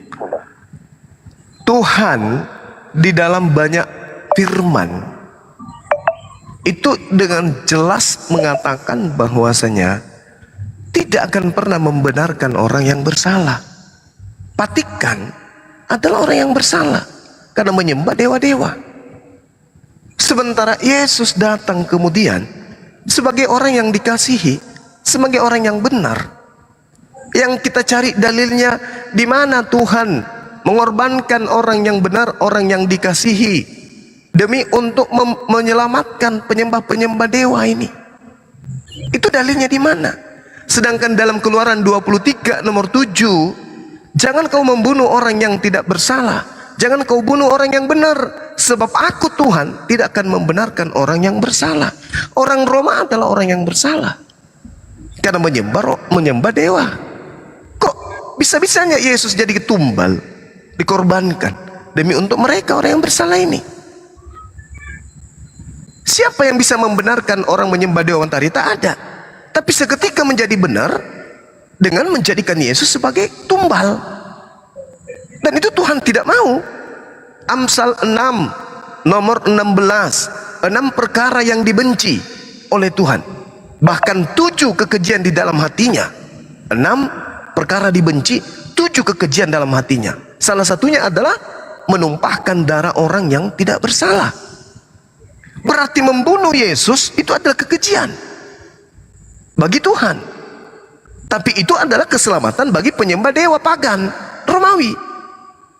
Jadi di sini ada ego beriman yang tidak relevan dengan keinginan Tuhan. Bahkan Yesus mengatakan di dalam Matius 16 nomor 21, 22, 23, ketika Petrus ingin mendorong kemudian Yesus agar tidak mau disalibkan, Yesus mengatakan apa? Enyalah engkau iblis, sebab kamu tidak berpikir apa yang dipikirkan oleh Tuhan. Kamu hanya memikirkan yang dipikirkan manusia. Kamu tidak memikirkan yang dipikirkan oleh Tuhan. Jadi menurut Yesus, pemikiran Tuhanlah yang harus terjadi terhadap penyaliban ini. Menurut Yesus, tragedi penyaliban harus berdasarkan atas kehendak Tuhan. Nah, kehendak Tuhannya mana? Kehendak Tuhan yang di Mazmur 37. Tuhan tidak menyerahkan orang benar itu ke dalam tangan orang fasik. Tuhan tidak membiarkannya dinyatakan terkutuk pada waktu dia diadili. Tuhan tidak menyatakan terkutuk kepada orang yang benar. Berarti yang dikatakan mati terkutuk ini bukan orang benar, tetapi memang benar-benar orang fasik. Siapa orang fasik pada saat itu? Yesus atau Yudas? Kenapa Yudas disebut fasik? Karena dia menerima suap.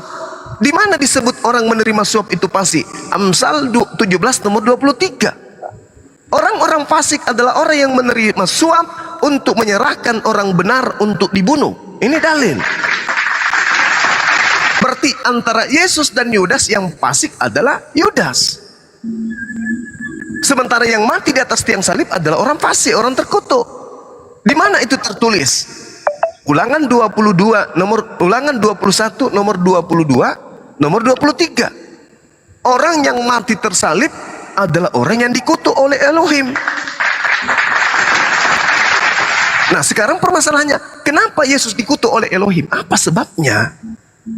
Tak ada sebabnya. Tapi kalau Yudas yang dikutuk oleh Elohim di atas tiang salib, itu baru betul. Kenapa? Ulangan 27 nomor 25, terkutuklah orang yang menerima suap. Nah, siapa yang kemudian menerima suap antara Yesus dan Yudas? Yudas. Maka Paulus mengatakan dalam Galatia 3 nomor 13, terkutuk itulah orang yang mati di atas tiang salib. Berarti yang mati di atas tiang salib ini benar-benar orang terkutuk disebabkan karena dia makan suap. Karena dia makan suap, maka dia orang fasik. Tuhan mengatakan dalam Amsal 30, Mazmur 37 nomor 33, Tuhan tidak menyerahkan orang benar ke dalam tangan orang fasik. Yesus adalah orang benar. Yohanes 16 nomor 4, akulah jalan. 14 nomor 6, akulah jalan, akulah benar, akulah hidup, akulah kebenaran, akulah hidup. Yesus orang benar. Tuhan tidak menyerahkan orang benar ke dalam tangan orang fasik. Tuhan tidak membiarkannya dikatakan terkutuk pada saat dia diadili. Lalu Tuhan mengatakan apa? Orang benar diselamatkan oleh Tuhan. Tuhan adalah tempat perlindungan orang benar pada waktu kemudian dia disesak dalam kesesakan. Tuhan menolong orang benar dan meluputkan orang benar. Tuhan meluputkan orang benar dari tangan orang fasik dan menyelamatkan orang benar sebab orang benar berlindung kepadanya. Berarti harus terjadi di mana ada penggiringan opini bahwa Yesus ini harus dibantai di atas salib. Tapi ketika kemudian mau disalibkan, orang benar diselamatkan dan Tuhan menjadikan orang fasik sebagai ganti. Kristen di situ belum ada, Vatikan di sana belum ada, belum. Selesailah kemudian tragedi penyaliban.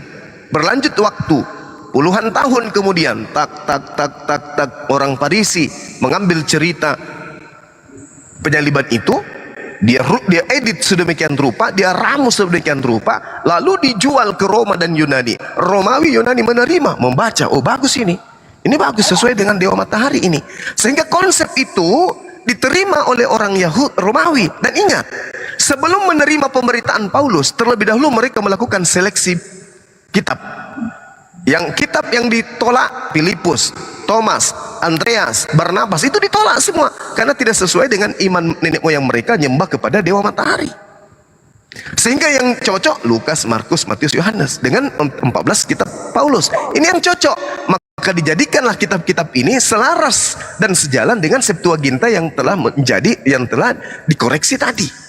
Sehingga digabungkan pada abad keempat, digabungkanlah kitab perjanjian lama dengan perjanjian baru menjadi satu bundel. Sehingga berdirilah Katolik secara agama yang sah di dalam kekaisaran. Dan berdasarkan Imperium Romawi atas kekuasaannya dia mengajarkan ajaran dewa matahari ini, yaitu Yesus yang digantikan oleh Yesus kepada seluruh bangsa dengan kekuatan mereka.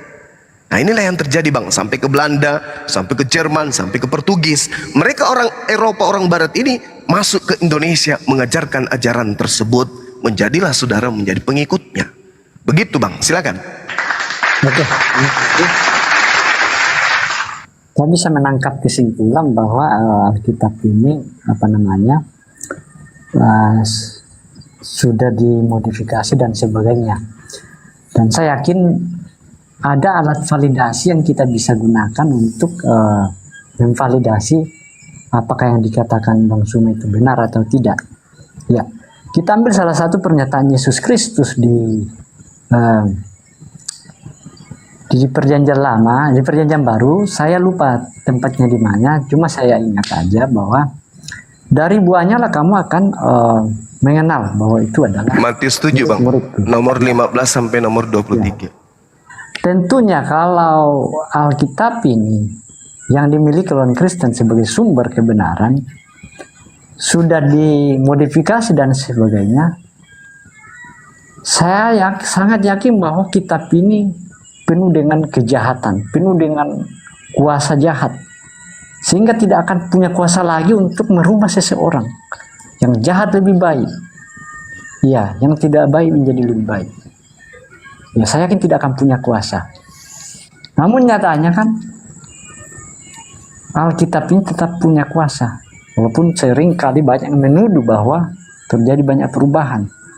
Ya, tidak sedikit yang ketika menilai Yesus Kristus dengan menerima percaya kepada Yesus Kristus setelah membaca Alkitab, banyak yang berubah. Yang tadinya mungkin pengedar narkoba, yang tadinya mungkin penjahat, yang tadinya mungkin sangat membenci dengan orang Kristen, tapi setelah berjumpa secara pribadi ya, ini mungkin Bang Suman tidak paham itu ya, secara pribadi dengan Yesus maka dia diubahkan ya, tapi jangan dipukul ratakan. Jadi orang Kristen itu ada yang hanya Kristen KTP, Kristen yang hanya secara agamanya, namun pada prakteknya dia bukan Kristen, jadi hanya sebagai KTP ya, karena dia belum bertobat, belum berjumpa secara pribadi dengan Yesus Kristus. Ya, kemudian saya kira Paulus yang menyebarkan agama ke Eropa terus sampai ke Indonesia.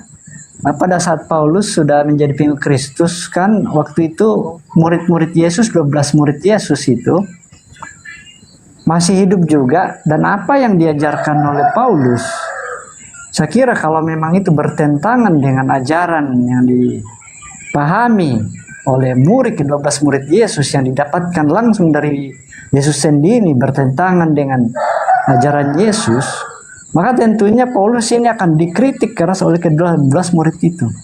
Namun nyatanya tidak.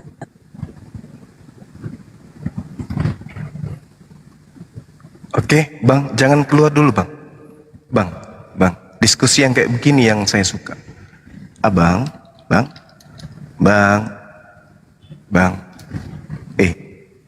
Ayo lo. Bang Juma, aku dulu kenapa? Sabar dulu. Kita tunggu dia dulu. Udah Sebentar. pergi? Hah? Udah pergi dia tuh? Oh, Itu masih ada. Sabar dulu. Ya, terus, Bang. Ya, Terus, saya kira dia sampaikan tadi bahwa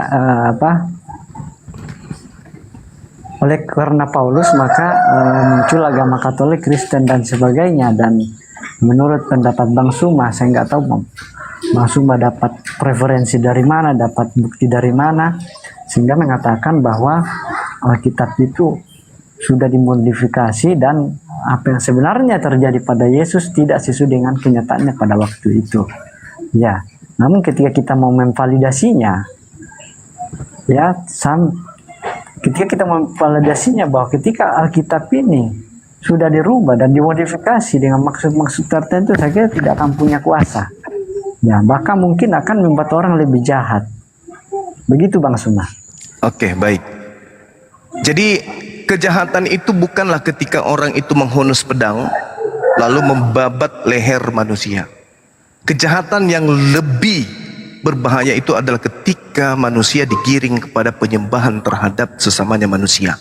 Itu kejahatan yang lebih jauh dahsyat daripada kejahatan pembantaian jasad. Pembantaian jasad itu hanya sekedar jasad, tapi pembantaian akal, budi, kalbu itu jauh lebih berbahaya. Nah, segini Bang. Yang pertama terkait dengan apa yang Yesus sampaikan di dalam data yang saudara bawa terkait Matius 7. Waspadalah kepada nabi-nabi palsu yang datang kepadamu dengan menyamar seperti domba, tetapi sesungguhnya mereka adalah serigala yang buas. Dari buahnya, dari buahnya kamu akan melihat dia, kata Yesus. Jadi ada dua pohon. Yang pertama pohon yang baik, yang kedua pohon yang tidak baik. Pohon yang tidak baik ini buahnya menurut Yesus bisa kamu lihat. Apa buahnya itu? Satu, memanggil Yesus Tuhan. Bermujizat menggunakan nama Yesus. Yang ketiga, mengusir setan pakai nama Yesus. Yang keempat, bernubuat pakai nama Yesus. Itu buahnya Bang. Coba Anda baca satu perikop. Buah-buah dari nabi palsu adalah pengikutnya memanggil Yesus dengan panggilan Tuhan. Bermujizat menggunakan nama Yesus, bernubuat pakai nama Yesus, mengusir setan dalam nama Yesus. Nah sekarang di mana buah ini ada? Dalam nama Yesus, dalam nama Yesus, dalam nama Yesus. Itu di mana itu? Boleh. Halo, sabar semua. Sabar Bang, sabar. Itu di mana itu Bang? Jadi buah-buah nabi palsu itu hanya ada di Kristen yang diawali oleh Roma, Vatikan. Kalau Kristen yang sekarang ini kan sudah termodifikasi, tapi Roma ini loh yang pertama kali kemudian menganut ajaran Kristen, penyembahan terhadap Yesus. Di situ dikatakan waspadalah terhadap nabi-nabi palsu yang datang kepadamu dengan menyamar seperti domba. Yang datang kepada murid Yesus itu siapa? Orang-orang Roma, bukan orang lain. Hari ini yang menyamar seperti Yahudi itu siapa? Yahudi yang menyamar Yahudi atau Kristen yang menyamar Yahudi? Kan cuma ada satu.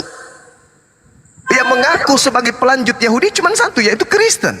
Nah sekarang yang menyamar di antara keduanya ini siapa? Yahudi kah yang menyamar Yahudi atau Kristen yang menyamar Yahudi? Itu poin.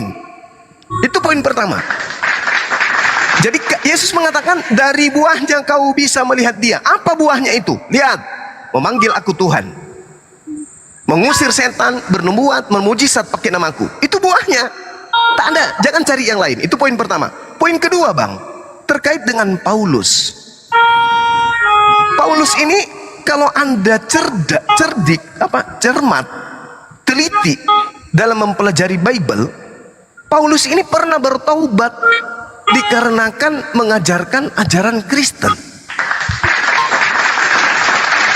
Paulus Anda katakan diterima oleh pengikut Yesus? Tidak. Tidak, Bang. Paulus setelah selesai mengajarkan ajaran Kristen, ketika kembali ke Yerusalem, Paulus bertaubat. Saya kasih data. Saya kasih data, Bang. Tolong didengarkan. Ini yang kedua dari 2 poin yang Anda sampaikan. Tadi nabi palsu buahnya sudah ada di Kristen. Sekarang Paulus, benarkah dia itu adalah bersatu dengan orang Yahudi, ajaran Yahudi? Saya katakan tidak. Paulus pernah bertaubat dari mengajarkan ajaran Kristen. Kita lihat dalam Kisah Para Rasul 21, satu perikop, nomor 15 sampai nomor 26. Sesudah beberapa hari lamanya tinggal di Kaisarea, berkemaslah kami, lalu berangkat kembali ke Yerusalem. Bersama-sama dengan kami turut juga beberapa murid dari Kaisarea. Mereka membawa kami ke rumah seorang yang bernama Manason. Dia dari Siprus dan sudah lama menjadi murid. Kami akan menumpang di rumahnya. Ketika kami tiba di Yerusalem, kota Yesus, tempatnya Yesus, tempat murid-muridnya Yesus, semua saudara menyambut kami dengan suka hati. Pada keesokan harinya, pergilah Paulus bersama-sama dengan kami mengunjungi Yakobus. Semua penatua telah hadir di situ. Paulus memberi salam kepada mereka, lalu menceritakan dengan terperinci apa yang dilakukan Tuhan Theos di antara bangsa-bangsa lain oleh pelayanannya Paulus. Mendengar itu, mereka memuliakan Tuhan. Lalu mereka berkata kepada Paulus, "Saudaraku Paulus, lihatlah, beribu-ribu orang Yahudi telah menjadi percaya, dan mereka semua rajin memelihara hukum Taurat Musa. Tetapi mereka mendengarkan tentang kamu, bahwa engkau Paulus mengajar semua orang Yahudi yang tinggal di antara bangsa-bangsa lain untuk melepaskan hukum Musa. Sebab engkau mengatakan supaya mereka jangan menyunatkan anak-anaknya dan jangan hidup menurut adat istiadat kita." Jadi bagaimana sekarang wahai Paulus? Tentu mereka mendengarkan engkau bahwa engkau telah kembali ke Yerusalem. Sebab itu, lakukanlah apa yang kami katakan ini, wahai Paulus. Di antara kami ada 4 orang yang bernasar. Bawalah mereka bersama-sama dengan engkau. Lakukanlah pensucian, pentahiran dirimu bersama-sama dengan mereka, dan tanggunglah biaya mereka, sehingga mereka dapat mencukurkan rambutnya. Maka semua orang akan tahu bahwa engkau Paulus, segala kabar yang didengarkan tentang engkau itu tidaklah benar. Maksudnya, berita yang mereka dengarkan bahwa kamu telah mengajarkan jangan bersunat, jangan lagi melakukan Taurat, itu tidaklah benar. Supaya mereka percaya bahwa kau itu tidak mengajarkan kekristenan. Tetapi engkau tetap memelihara hukum Taurat. Supaya mereka itu mendengarkan kabar bahwa yang mereka dengarkan itu adalah tidak benar, melainkan engkau Paulus tetap memelihara hukum Taurat. Tetapi mengenai bangsa-bangsa lain yang telah menjadi percaya, sudah kami tuliskan keputusan-keputusan. Tuh, yaitu mereka harus menjauhkan diri dari makanan yang diharamkan, yang dipersembahkan kepada berhala, dari darah, dari daging binatang yang mati dicekik dan pencabulan. Pada hari berikutnya, Paulus membawa orang-orang itu serta dengan dirinya, dan dia mensucikan diri bersama-sama dengan mereka, lalu masuk ke dalam bait suci untuk memberitahukan bila mana pensucian dirinya akan selesai dan persembahan akan dipersembahkan untuk mereka masing-masing. Paulus kembali mempersembahkan persembahan Yahudi. Paulus kembali mempersembahkan persembahan Nabi Musa. Apa persembahan Nabi Musa? Hewan. Bertobat dia. Bertobat dia, Paulus ini. Ini dia bertobat. Kalau ajaran Kristen itu benar, ngapain Paulus bertobat? Dari ajaran Paulus, dari ajaran Kristen yang diajarkan kepada non-Yahudi, ngapain? Buktinya dia bertobat. Buktinya dia dibuatkan persengkongkolan. Kami akan mengajarkan, menyampaikan kepada orang-orang yang marah samamu karena kau telah mengajarkan orang di luar sana tidak bersunat dan meninggalkan hukum Torah. Mereka marah. Tapi tahirkanlah dirimu supaya semua orang yang tahu bahwa segala kabar yang mereka dengar tentang engkau sama sekali tidak benar, melainkan bahwa engkau tetap memelihara hukum Taurat. Nah, ayo tahirkan dirimu cepat, bertobatlah, berkorbanlah bersama dengan 4 orang ini. Paulus melakukan itu. Paulus melakukan itu. Artinya Paulus mengakui kesalahannya telah mengajarkan ajaran Kristen. Itu fakta, Bung. Bible yang bercerita. Lain cerita kalau Anda tidak percaya kepada Bible. Wallahu alam, saya angkat tangan. Tapi kalau Anda percaya, maka terimalah keadaan Paulus pernah bertaubat dari mengajarkan agama Kristen. Jadi 2 poin itu terbantahkan. Kalau Anda mengatakan ajaran Kristen itu baik dan seterusnya, Al-Quran mengatakan begini, Bung. Sedikit lagi, 30 detik. Al-Quran mengatakan begini. Bismillahirrahmanirrahim. Wa qala innamattakhaztum min dunillah awthanan mawaddata bainikum fil hayatid dunya thumma yawmal qiyamati yakfuru ba'dukum bi ba'din wa yal'an ba'dukum ba'da wa ma'wakumun nar wa ma lakum minan nasirin. Sesungguhnya berhala-berhala yang kamu sembah selain Allah hanya untuk menciptakan perasaan kasih dan sayang di antara kamu dalam kehidupan dunia saja. Kemudian pada hari kiamat sebagian kamu akan saling mengingkari dan kalian akan saling mengutuk satu sama lain dan tempat kembalimu hanyalah neraka dan sama sekali tidak ada penolong bagimu. Jadi ajaran Kristen ini kasihnya itu hanya sebatas duniawi saja. Mereka mengajarkan kasih hanya sebatas dunia, tapi di akhirat nanti mereka akan saling menuduh, saling mengutuk. Gara-gara kau nih saya menyembah Yesus. Ah bukan, kau yang ngajarin aku. Ah tidak, mamaku yang ngajarin aku. Tidak, bapakku yang ngajarin aku. Saling menuduh dia. Siapa yang memerintahmu untuk menyembah Yesus? Kamu, bukan, mamamu yang mengajari kami. Ah tidak, bapakmu yang pendeta pada saat itu. Dia mengajarkan kita menyembah Yesus kok. Itu yang akan terjadi nanti. Makanya Yesus akan datang menjadi hakim. Dan penghakimannya itu berdasarkan Yohanes 12:48, dia akan menghakimi berdasarkan dengan perkataan yang pernah dia ucapkan. Dan dia tidak pernah mengucapkan sembahlah aku, jadilah Kristen, ibadahlah hari Minggu, itu tak pernah. Jadi seperti itu saudara, agama Kristen itu agama kasih, tapi hanya sebatas dunia. Nanti di akhirat kalian akan saling menuduh satu sama lain. Siapa yang mengajarkan kalian ibadah minggu? Siapa yang mengajarkan kalian makan babi? Siapa yang mengajarkan kalian menuhankan Yesus? Siapa yang mengajarkan kalian percaya Paulus? Tak ada. Semua itu akan diingkari semua. Karena kenapa? Sumbernya tidak sampai ke Yesus. Yesus tak pernah mengajarkan kekristenan. Yesus tidak pernah mengajarkan Katolik. Bahkan Yesus mengatakan dalam Matius 15:24, aku diutus hanya kepada domba yang hilang dari umat Israel, yang sesat dari umat Israel. Seperti itu saudaraku. Silakan.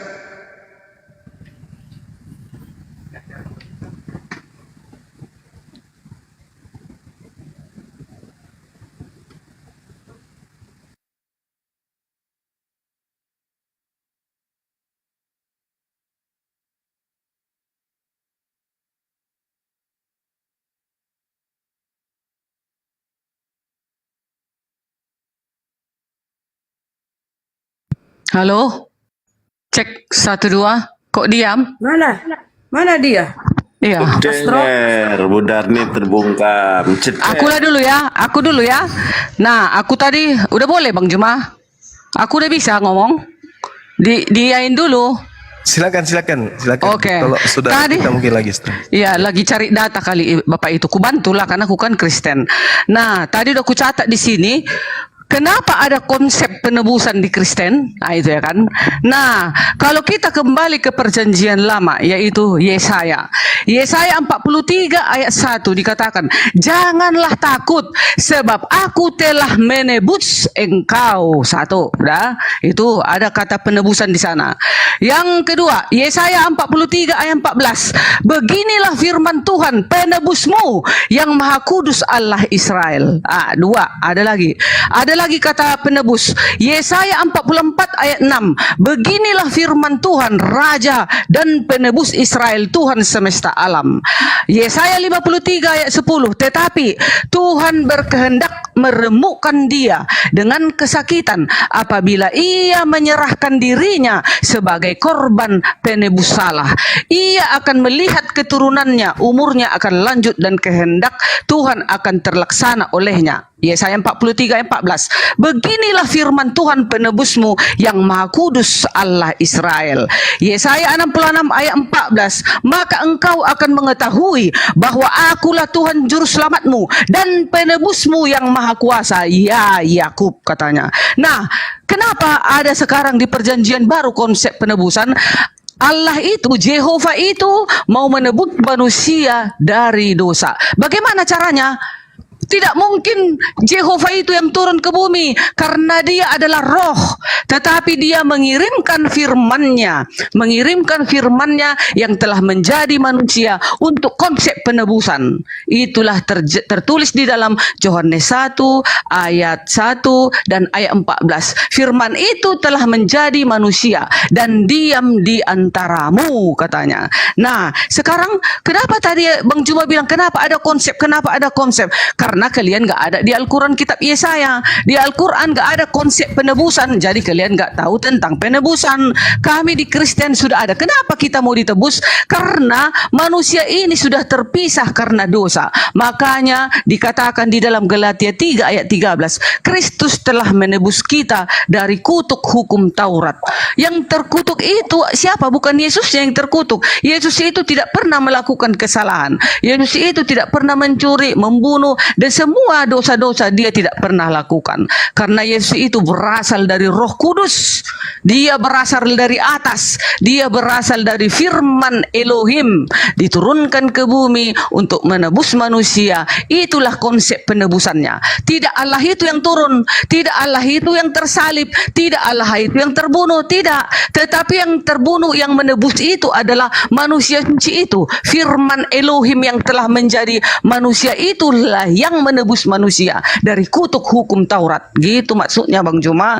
Jadi kalau kalian kan gak tahu tentang konsep penebusan, gak ada di Al-Quran kitab Yesaya. Yesaya ini adalah Nabi Elohim. Yesaya ini adalah Nabi Allah. Kalau memang Al-Quran itu adalah kitab penyempurna, seharusnya kitab Yesaya ini ada tertulis di dalam Al-Quran supaya kalian tahu bagaimana tentang konsep penebusan, supaya kalian tahu bagaimana tentang Yesus ditusuk tangan dan kakinya. Yesus didatangkan di dalam Yesaya 14 ayat 7 atau 7 ayat 14. Di sana dia sudah dibuatkan tentang kedatangannya. Bayangkan Nabi Yesaya ribuan tahun sudah menubuatkan tentang kedatangan Yesus, tentang kelahiran Yesus sudah tercatat, disesuaikan dengan perjanjian baru.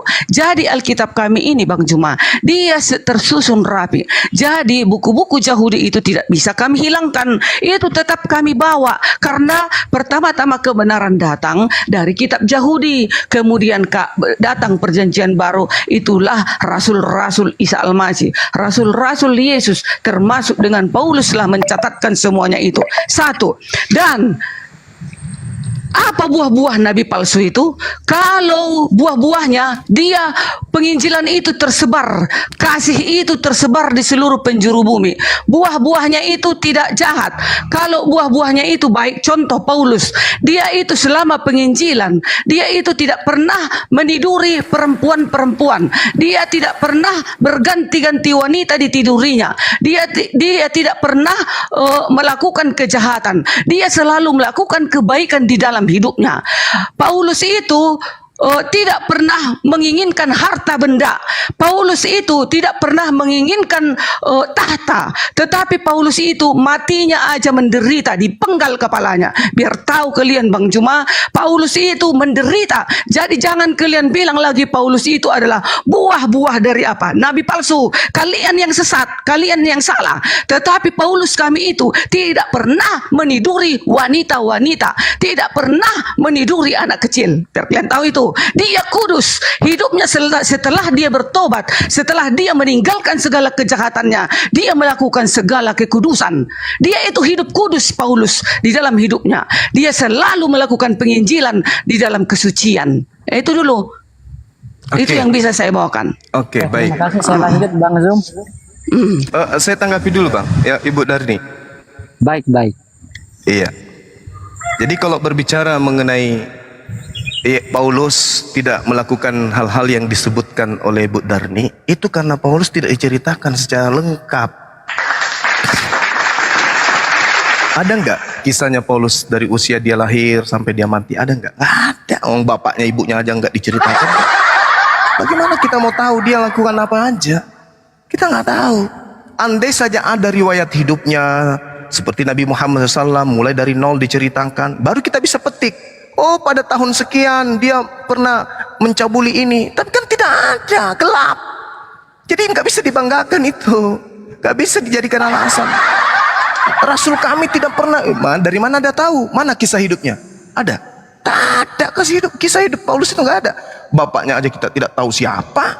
Nah sekarang gini, ketika saudara Ibu Darni bercerita tentang juru selamat, penebus segala macam. Sekarang penebus di sini maksudnya apa? Nebus dosa dengan membunuh manusia gitu maksudnya? Tidak. Bukan seperti itu. Makanya di dalam Yesaya 63 jelas sekali di situ diterangkan bahwasanya dalam segala kesesakan mereka ini Bani Israel, bukan Vatikan, bukan Romawi. Jadi kita berbicara jangan skala Kristen sekarang, Kristen mula-mula yaitu Romawi. Kalau Romawi sudah bisa lolos, baru sekte-sekte lain bisa lolos. Romawi dulu, karena itu adalah Kristen pertama kali. Dalam segala kesesakan mereka bukan seorang duta, bukan seorang utusan. Yesus utusan.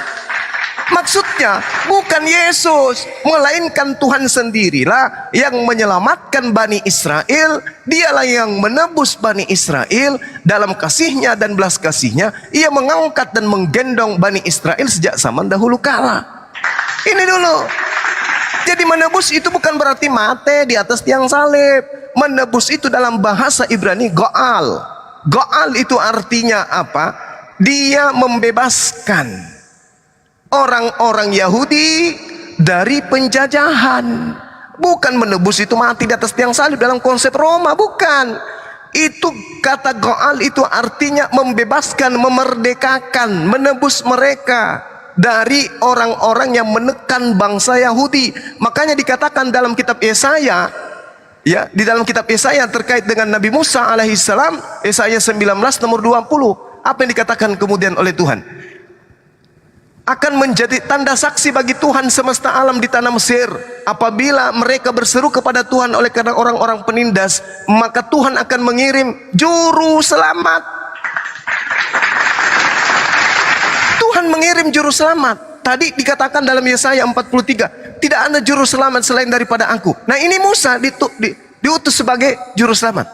Berarti Musa ini Tuhan. Berarti Musa ini Tuhan karena dia adalah juru selamat. Belum lagi dikatakan dalam Kisah Para Rasul 13 nomor 23, Yesus diutus sebagai juru selamat, Musa diutus sebagai juru selamat. Tetapi Tuhan mengatakan tidak ada juru selamat selain daripada aku. Akulah Tuhan dan tidak ada juru selamat daripada aku.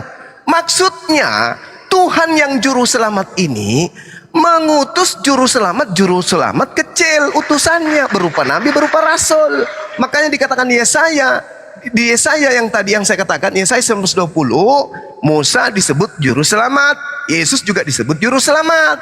Tapi tidak ada juru selamat penebus, hanya ada satu, yaitu Tuhan pencipta langit dan bumi yang mengutus para nabi kepada umat yang dipilih Tuhan untuk ditebus, diselamatkan dari pembantaian penjajah. Itu yang perlu dipahami, bukan ditebus dengan darahnya. Kenapa? Karena bagi ajaran Yahudi, ini kuncinya saya kasih, Imamat 1 nomor 2, bicaralah kepada orang Israel. Ini orang Israel nih, bukan orang Roma. Bicaralah kepada orang Israel, katakanlah kepada mereka orang-orang Israel, apabila seorang di antara orang Israel hendak mempersembahkan persembahan kepada Tuhan, haruslah orang Israel ini mempersembahkan persembahan ternak, yaitu lembu, sapi, kambing, domba. Orang Roma apa persembahannya orang Roma? Manusia. Yesus. Makanya mereka memaksakan Yesus ini harus jadi domba. Makanya dikatakan dalam kitabnya orang Roma, Yohanes 1 nomor 29, lihatlah inilah anak domba Tuhan. Para kali bah. Yesus dibilangnya anak domba supaya dia menyamakan ajaran Tuhan yang datang kepada Bani Israel. Ini Imamat 1 nomor 2 tidak bisa Anda bantah. Bicaralah kepada orang Israel. Mana dalilnya? Bicaralah kepada orang Roma. Tuhan akan menebus dosa-dosa mereka dengan mengorbankan manusia. Para kali itu. Imamat 1 ini adalah pokok hukum tentang pengorbanan, tentang penebusan. Jadi kalau berbicara mengenai penebusan artinya memerdekakan, membebaskan dari tekanan penjajah. Nabi Musa diutus membebaskan Bani Israel dari tekanan orang-orang Mesir. Maka Tuhan mengirim penebus bernama Musa untuk menebus kemudian mereka dari jajahan perbudakan Mesir. Yesus dikirim juga sebagai penebus untuk mengajarkan kemudian orang-orang Israel keluar dari penjajahan orang Romawi. Tapi Yesus gagal, tidak berhasil. Tidak berhasil Yesus itu karena kekuatan Romawi bersatu dengan orang Yahudi dan orang Farisi itu membuat makar hingga membunuh Yesus sampai Tuhan harus turun tangan menyelamatkan dia ke langit. Nah, ini yang perlu Ibu Darni pahami, bahwa orang-orang Israel diperintahkan kemudian untuk melakukan korban hewan berupa sapi, domba, lembu. Jangan diganti-ganti dengan korban Roma. Orang pagan, orang dewa Molok menggantikan dengan hewan, dengan manusia. Nah, itu. Lalu kemudian saya simpulkan bahwasanya ketika orang-orang Kristen ini mengatakan bahwa dia paling Yahudi, dia paling benar dan seterusnya, ingat, orang-orang Kristen zaman sekarang itu hanyalah pengikut daripada orang-orang Roma. Orang Roma lah yang pertama sekali menjadi Kristen. Dalam agama mereka disebut Katolik. Orang Roma lah yang memperkenalkan tentang kitabnya orang Kristen. Orang Roma lah yang memperkenalkan Tuhan bernama Yesus. Bukan orang Yahudi yang memperkenalkan itu, orang Roma. Nah, kalau demikian berarti di mana tertulis tentang nubuatan orang Roma ini di dalam Bible? Tak ada. Yesaya 53 untuk orang Roma, untuk orang Yahudi. Mana lagi? Ya, mana lagi? Daniel untuk orang Yahudi. Apalagi Samuel untuk orang Yahudi. Mana untuk orang Roma? Ada? Nggak ada. Makanya Tuhan mengatakan, jangan kau membunuh orang yang benar, jangan kau membunuh orang yang tidak bersalah. Sebab aku Tuhan tidak akan membenarkan orang yang salah. Yang salah pada saat itu siapa? Roma. Kenapa? Menyembah dewa matahari. Masakan Tuhan membunuh orang benar demi untuk menyelamatkan orang Roma penyembah matahari? Itu tak mungkin. Tak mungkin. Jadi bukan orang Kristen yang ada di Indonesia ini, orang Roma dulu. Kalau orang Roma sudah bisa lolos di dalam ketuhan, di dalam konsep agama Yahudi, barulah Kristen bisa lolos. Roma dulu diloloskan. Demikian, silakan.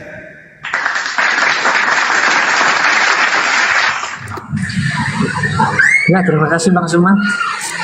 Siapa dulu? Halo. Ya, silakan Bang, silakan. Ya. Aduh. Jadi saya kasih temam dulu tentang konsep memelihara hukum Taurat.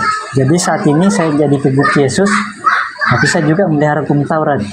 Ketika saya mengandalkan Tuhan dalam kehidupan saya, ketika saya mengasihi sesama saya manusia, apapun latar belakangnya, maka itu namanya saya sudah memelihara hukum Taurat.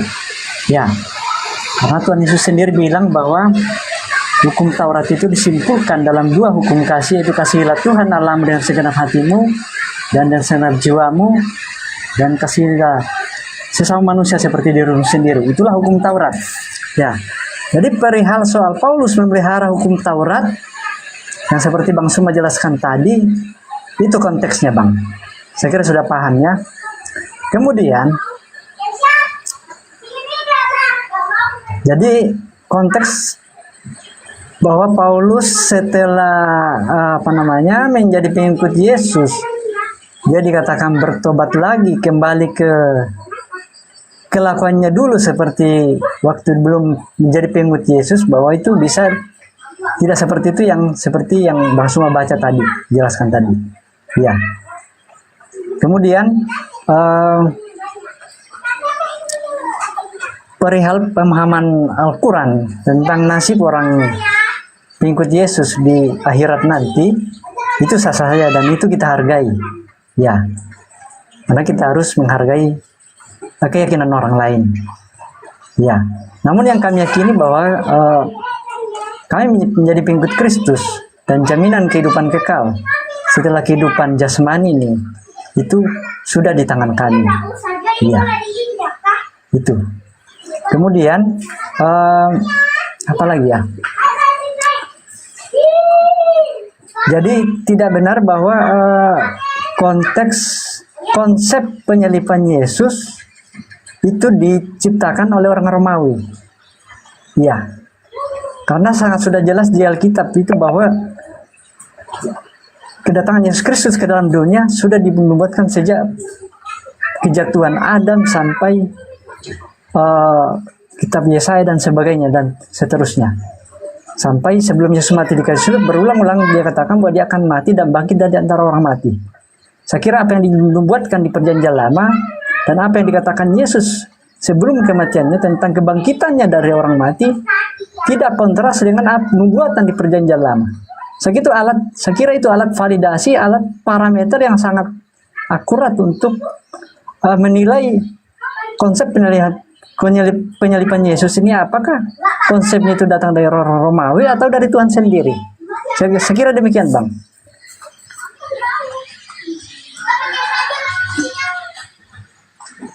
Ya, shalom. Boleh saya, Pak? Shalom.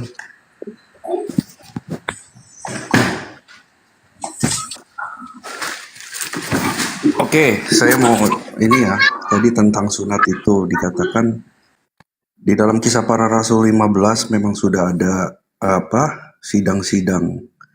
Pada saat itu mengapa waktu itu Kisah Para Rasul 15 ayat 5, tetapi beberapa orang dari golongan Farisi yang telah menjadi percaya datang dan berkata, orang-orang bukan Yahudi harus disunat, diwajibkan untuk menuruti hukum Musa. Maka bersidanglah rasul-rasul dan penatua untuk membicarakan soal itu. Lalu ditetapkan bahwa orang-orang dikatakan seperti ini, kalau demikian, mengapa kamu mau mencobai Allah dengan meletakkan pada tengkuk murid-murid itu suatu kuk yang tidak dapat dipukul baik oleh nenek moyang kita maupun kita sendiri? Maka ada perumusan seperti ini. Kisah Rasul 15 ayat 19, sebab itu berpendapat bahwa kita tidak boleh menimbulkan kesulitan bagi mereka dari bangsa-bangsa lain yang berbalik kepada Allah. Tetapi kita harus menulis surat kepada mereka supaya mereka menjauhkan diri dari makanan yang telah dicemarkan berhala-berhala, dari percabulan dan dari daging binatang yang mati dicekik dan dari darah. Sebab sejak zaman dulu hukum Musa diberitakan di tiap-tiap kota dan sampai sekarang hukum ini dibacakan tiap-tiap hari Sabat. Nah, memang tidak ada pengkhususan untuk bangsa yang di luar Yahudi untuk bersunat. Jadi disebutkan waktu Bang Juma ngomong tadi, si Rasul Paulus mengajarkan tentang tidak bersunat itu untuk bangsa-bangsa lain ya. Kan Rasul Paulus itu memang rasul untuk bangsa-bangsa lain. Gitu. Jadi yang jadi pertanyaan, kenapa kita orang Kristen tidak disunat? Memang kami kan, kecuali kalau kami ini orang Yahudi, ya itu mungkin berlaku untuk kami. Orang-orang Kristen ini kan banyak di mana-mana, orang Jawa, orang Sunda, orang Batak, orang Cina. Apakah mereka keturunan Abraham? Sedangkan janji itu kan diberikan daging oleh Abraham. Menjadi pertanyaan, kenapa ini umat Islam yang tidak dijanjikan, yang bukan keturunan Abraham, menyolong atau mengambil hukum atau perjanjian Abraham ini dan disematkan kepada umat-umatnya, umat Jawa, umat Cina, umat Papua. Mereka kan nggak mancung, mereka bukan keturunan dari Abraham. Kenapa harus dipaksakan di situ? Itu kan jadi menyalahkan perjanjian Abraham dengan Tuhan itu ya. Saya rasa di sini juga tambahan saya juga tentang nabi palsu, atau dibilang Rasul Paulus ini kan dilihat dari buahnya. Kalau kita lihat dari kehidupan Rasul Paulus bahkan tidak mengambil keuntungan sendiri dalam pelayanannya, dalam kehidupannya. Bahkan dia tidak menikah, tidak mengumbar hawa nafsunya. Nah, sedangkan ajaran nabi yang palsu itu ya mengumbar hawa nafsunya dengan boleh merampok dan menikah banyak. Oke, saya rasa cukup ya. Iya. Jangan framing ya. Oke. Gini Bang. Oke, sedikit ya Daeng, Bang. 1 menit izin. Begini Bang. Oke, Anda sudah mengakui bahwa memang boleh sedikit Bang, Daeng. Silakan. 1 menit. Ya. Oke, Anda sudah mengakui ya bahwa memang Paulus memang bertentangan dengan para murid-murid Yesus ya. Dengan dia sebagai rasul untuk orang tidak bersunat di luar Israel. Nah, inilah Anda ya. Itu fix. Gak apa-apa. Anda pengikut Paulus, yaitu Kristen. Sekte baru di Nasrani itu Kristen ya, pengikut Paulus Anda. Tetapi saya ingin berkata begini ya. Ketika konsili Yerusalem, ya disitulah perpisahan antara Petrus dengan Paulus. Petrus rasul untuk orang-orang bersunat bagi Bani Israel, dan Paulus untuk orang tidak bersunat seperti Anda ini untuk ke Roma sana ya, barat sana. Itulah fixnya ya, Anda pengikut Paulus. Oke, itu aja yang ingin saya sampaikan. Anda sendiri sudah menyadari. Terima kasih. Lanjut, Deng. Iya, baik. Jadi terlalu jauh kemudian Anda melihat bahwa nabi palsu itu begitu. Tak ada. Nabi palsu itu dari Arab itu tak ada dalilnya. Itu dulu yang perlu saudara selesaikan. Nabi-nabi palsu itu berasal dari Yerusalem. Yang dinubuatkan itu nabi palsu dari Yerusalem. Dan buahnya bukan menikah. Buahnya memanggil Yesus Tuhan. Bernubuat pakai nama Yesus. Mengusir setan pakai nama Yesus. Bermujizat pakai nama Yesus. Itu buah dari nabi palsu. Kapan saudara saya ini bisa sadari itu? Ini saya bacakan dalilnya. Matius 7 nomor 15. Waspadalah kepada nabi-nabi palsu. Dari buahnya kamu akan melihat dia. Salah satu buahnya adalah bermujizat pakai nama Yesus. Kapan Nabi Muhammad bernubuat pakai nama Yesus? Kapan Nabi Muhammad memanggil Yesus dengan panggilan Tuhan? Kapan Nabi Muhammad bernubuat mengusir setan pakai nama Yesus? Tak ada. Berarti buah nabi palsu itu tak ada di Islam. Buah nabi palsu itu ada di Kristen. Memanggil Yesus Tuhan di Kristen. Bernubuat pakai nama Yesus di Kristen. Mengusir setan pakai nama Yesus di Kristen.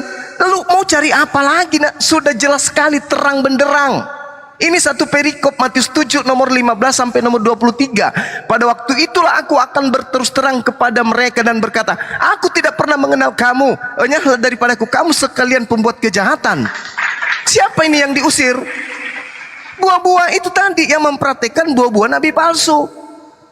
Itu loh. Ngapain harus melihat orang yang jauh sementara nabi palsunya ada di antara kalian?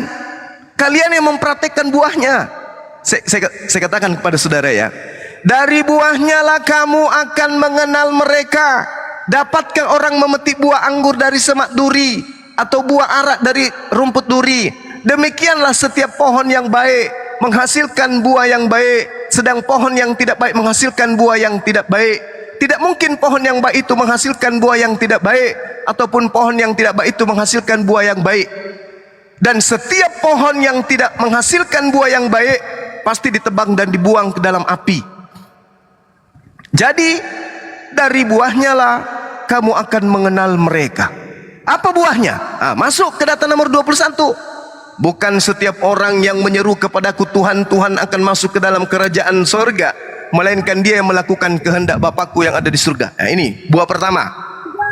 Buah kedua, pada hari terakhir banyak orang yang berseru kepadaku, Tuhan, Tuhan, bukankah kami telah bernubuat pakai namamu? 2. Mengusir setan pakai namamu? 3. Bermujizat pakai namamu? 4. Waktu itulah aku akan berterus terang kepada mereka. Aku tidak akan dan berkata kepada mereka, aku tidak mengenal kamu, enyahlah daripadaku. Kalian semua adalah pembuat kejahatan. Matius 13 nomor 50, pembuat kejahatan dilemparkan ke dalam api neraka. Ini buahnya sudah sangat jelas loh. Ini di mana ini? Di agama mana ini yang memiliki buah kayak begini? Ya di Kristen. Kenapa cari di tempat lain? Di Kristen ini. Kemudian yang kedua, terkait dengan sunnat. Allah Subhanahu wa taala menjelaskan kemudian dalam Al-Qur'anul Karim, siapakah mereka yang membenci ajaran Nabi Ibrahim alaihissalam? Siapa itu? Dia adalah orang yang memperbodoh diri, kata Al-Quran. Wa man yarqabu an millata Ibrahim illa man safiha nafsa. Orang yang membenci agama Abraham, orang yang membenci ajaran Abraham hanyalah orang yang memperbodoh dirinya. Apa ajaran Abraham? Satu, tauhid, satu Tuhan, jangan ada yang lain. Yaitu hakikat yang tak serupa dengan makhluk, yang tidak pernah berubah dan tidak pernah dibentuk menjadi apapun.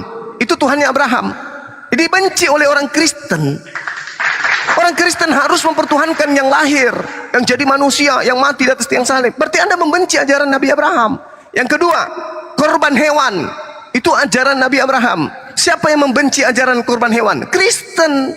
Dengan menggantikan korbannya manusia, hewan menjadi manusia. Berarti Anda membenci korbannya Nabi Musa, Nabi Abraham. Yang ketiga, ajaran Abraham bersunat. Siapa yang membenci bersunat? Ya Kristen. Berarti Anda lah yang membenci ajaran Abraham. Nah, Al-Quran mengatakan wa man yarghabu an millata Ibrahim. Nah, kami tidak membenci ajaran Ibrahim. Tauhid kami masih ikuti, kurban hewan masih kami ikuti, sunnat kulub kami masih ikuti. Nah, sementara Tuhan mengatakan di dalam Kejadian 12 nomor 3, siapakah yang memberkati Abraham? Memberkati itu artinya mengaminkan Abraham. Kami umat Islam. Dan siapa yang mengutuk Abraham? Kalian yang membenci kurban hewan, yang membenci kemudian tauhid, yang membenci kemudian sunnat. Kalian yang mengutuk Abraham. Belum lagi hinaan kalian terhadap anaknya Ismail, belum lagi hinaan kalian terhadap istrinya Hagar. Kalian mengutuk Abraham itu.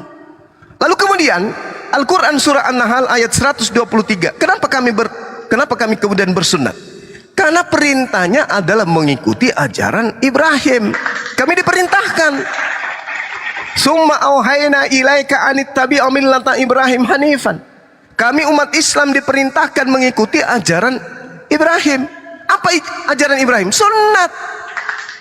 Kami bukan keturunan, tapi kami diperintahkan ikuti ajarannya. Maka kami umat Islam mengikuti ajaran Nabi Ibrahim.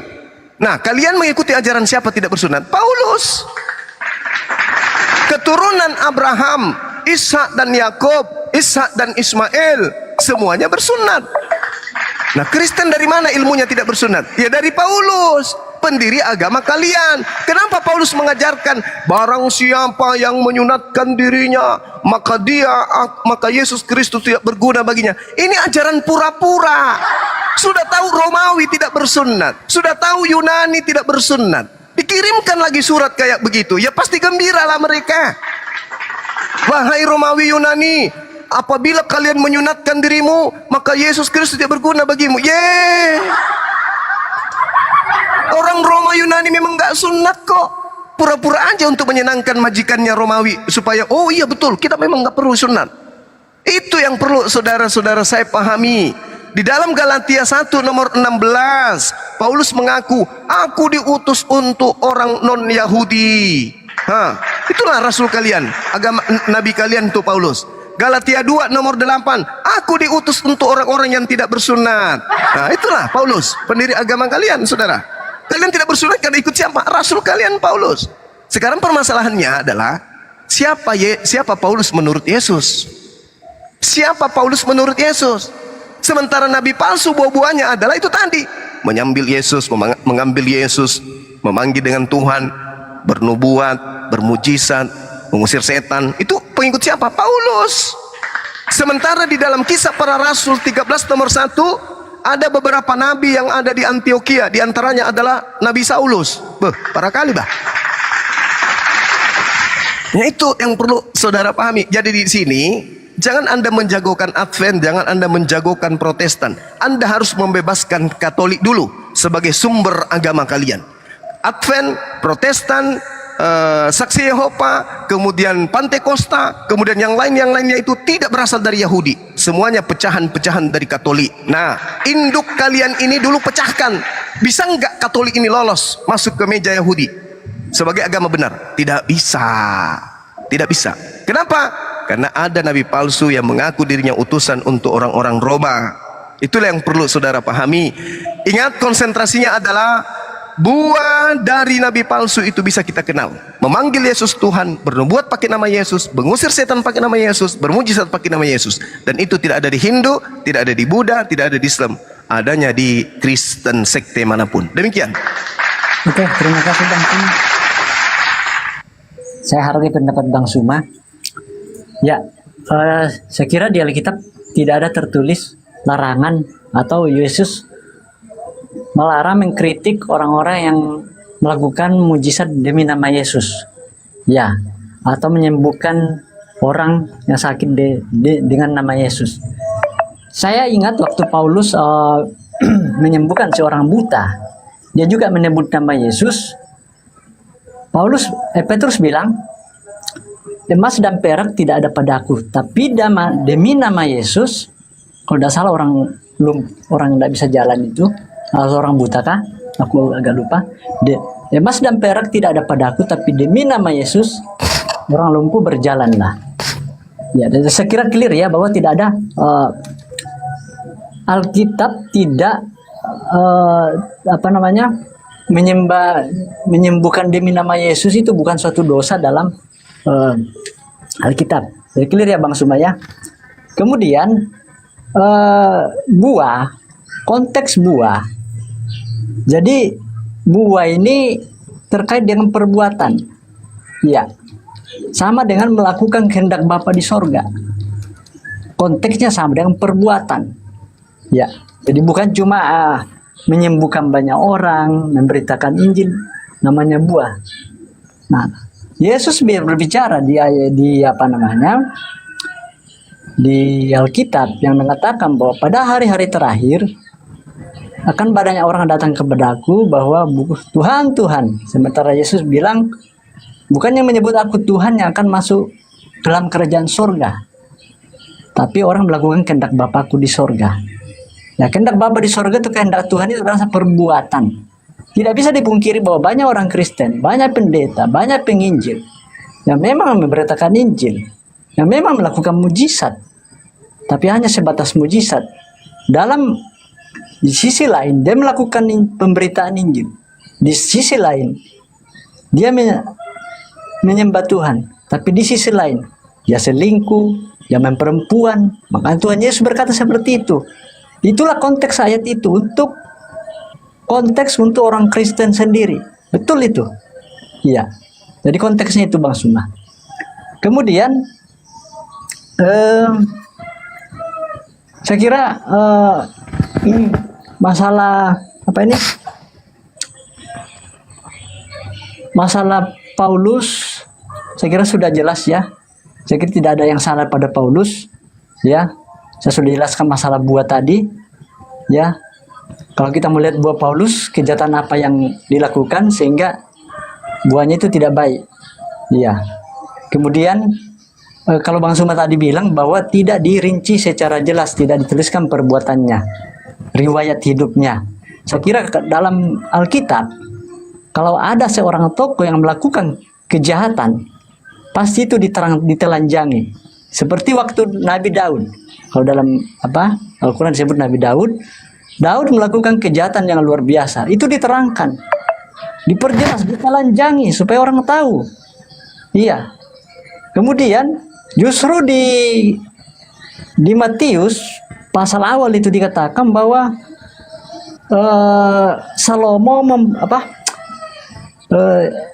Daud memperanakan Salomo dari istri Uria. Dipermalukan di situ Daud. Iya, bukan dibilang Salomo memperanakan Daud memperanakan Salomo dari istri Daud, bukan, tapi dibilang Daud memperanakan Salomo dari istri Uria. Jadi jelas bahwa sesuatu yang tidak ada yang ditutupi di dalam Alkitab. Ya apalagi seorang utusan Tuhan, kalau dia melakukan kejahatan, perbuatan yang tidak baik, jelas akan tertulis. Ya, saya kira demikian Bang Suma. Terima kasih. Oke, baik. Saya ambil dari awal, Bang. Siapa yang akan mempermalukan Paulus? Siapa? Paulus tidak diterima. Paulus bukan tokoh penting bagi orang Yahudi. Siapa yang mau mempermalukan dia? Siapa juga yang mau menulis tentang dia? Sedang Paulus ini bukan siapa-siapa, bukan nabi bagi mereka.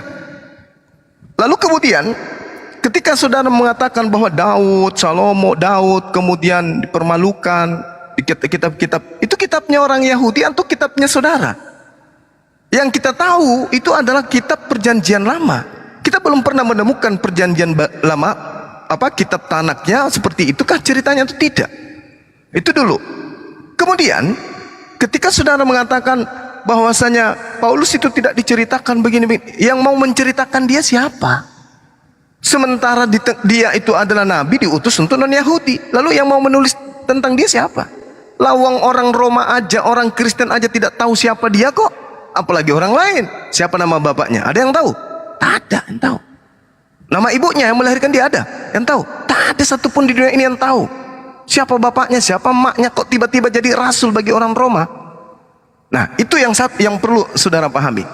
Lalu kemudian terkait dengan pengajaran Paulus bermukjizat dan seterusnya. Saudaraku, kunci dari pengajaran nabi palsu itu sudah sangat jelas diterangkan, kecuali mereka yang melakukan kehendak Bapa. Kan ada dua kelompok yang muncul di tengah-tengah Yesus. Yang pertama kelompok Yahudi, yang kedua adalah kelompok Kristen Romawi, atau dalam hal ini adalah Vatikan.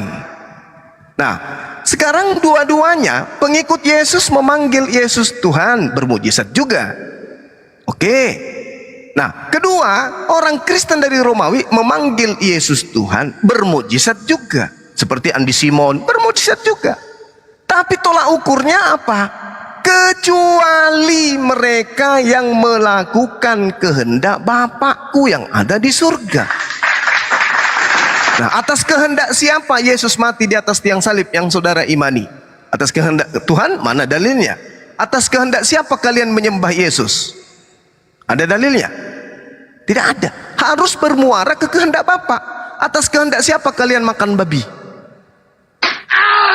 Atas kehendak siapa kalian tidak bersunat? Atas kehendak siapa kalian ibadah hari Minggu? Apakah berdasar atas kehendak Bapa? Tidak. Inilah yang kalian diusir. Tanda-tanda nabi palsu itu memanggil aku Tuhan, tetapi tidak melakukan kehendak Bapa.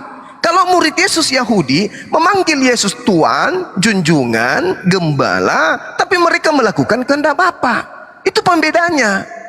Kalian juga memanggil Yesus Kurios, Tuhan, berubah menjadi Tuhan, tapi kalian tidak melakukan kehendak Bapa. Andai saja kalian melakukan kehendak Bapa, mustahil kalian menjadi Kristen pengikut Katolik, mustahil.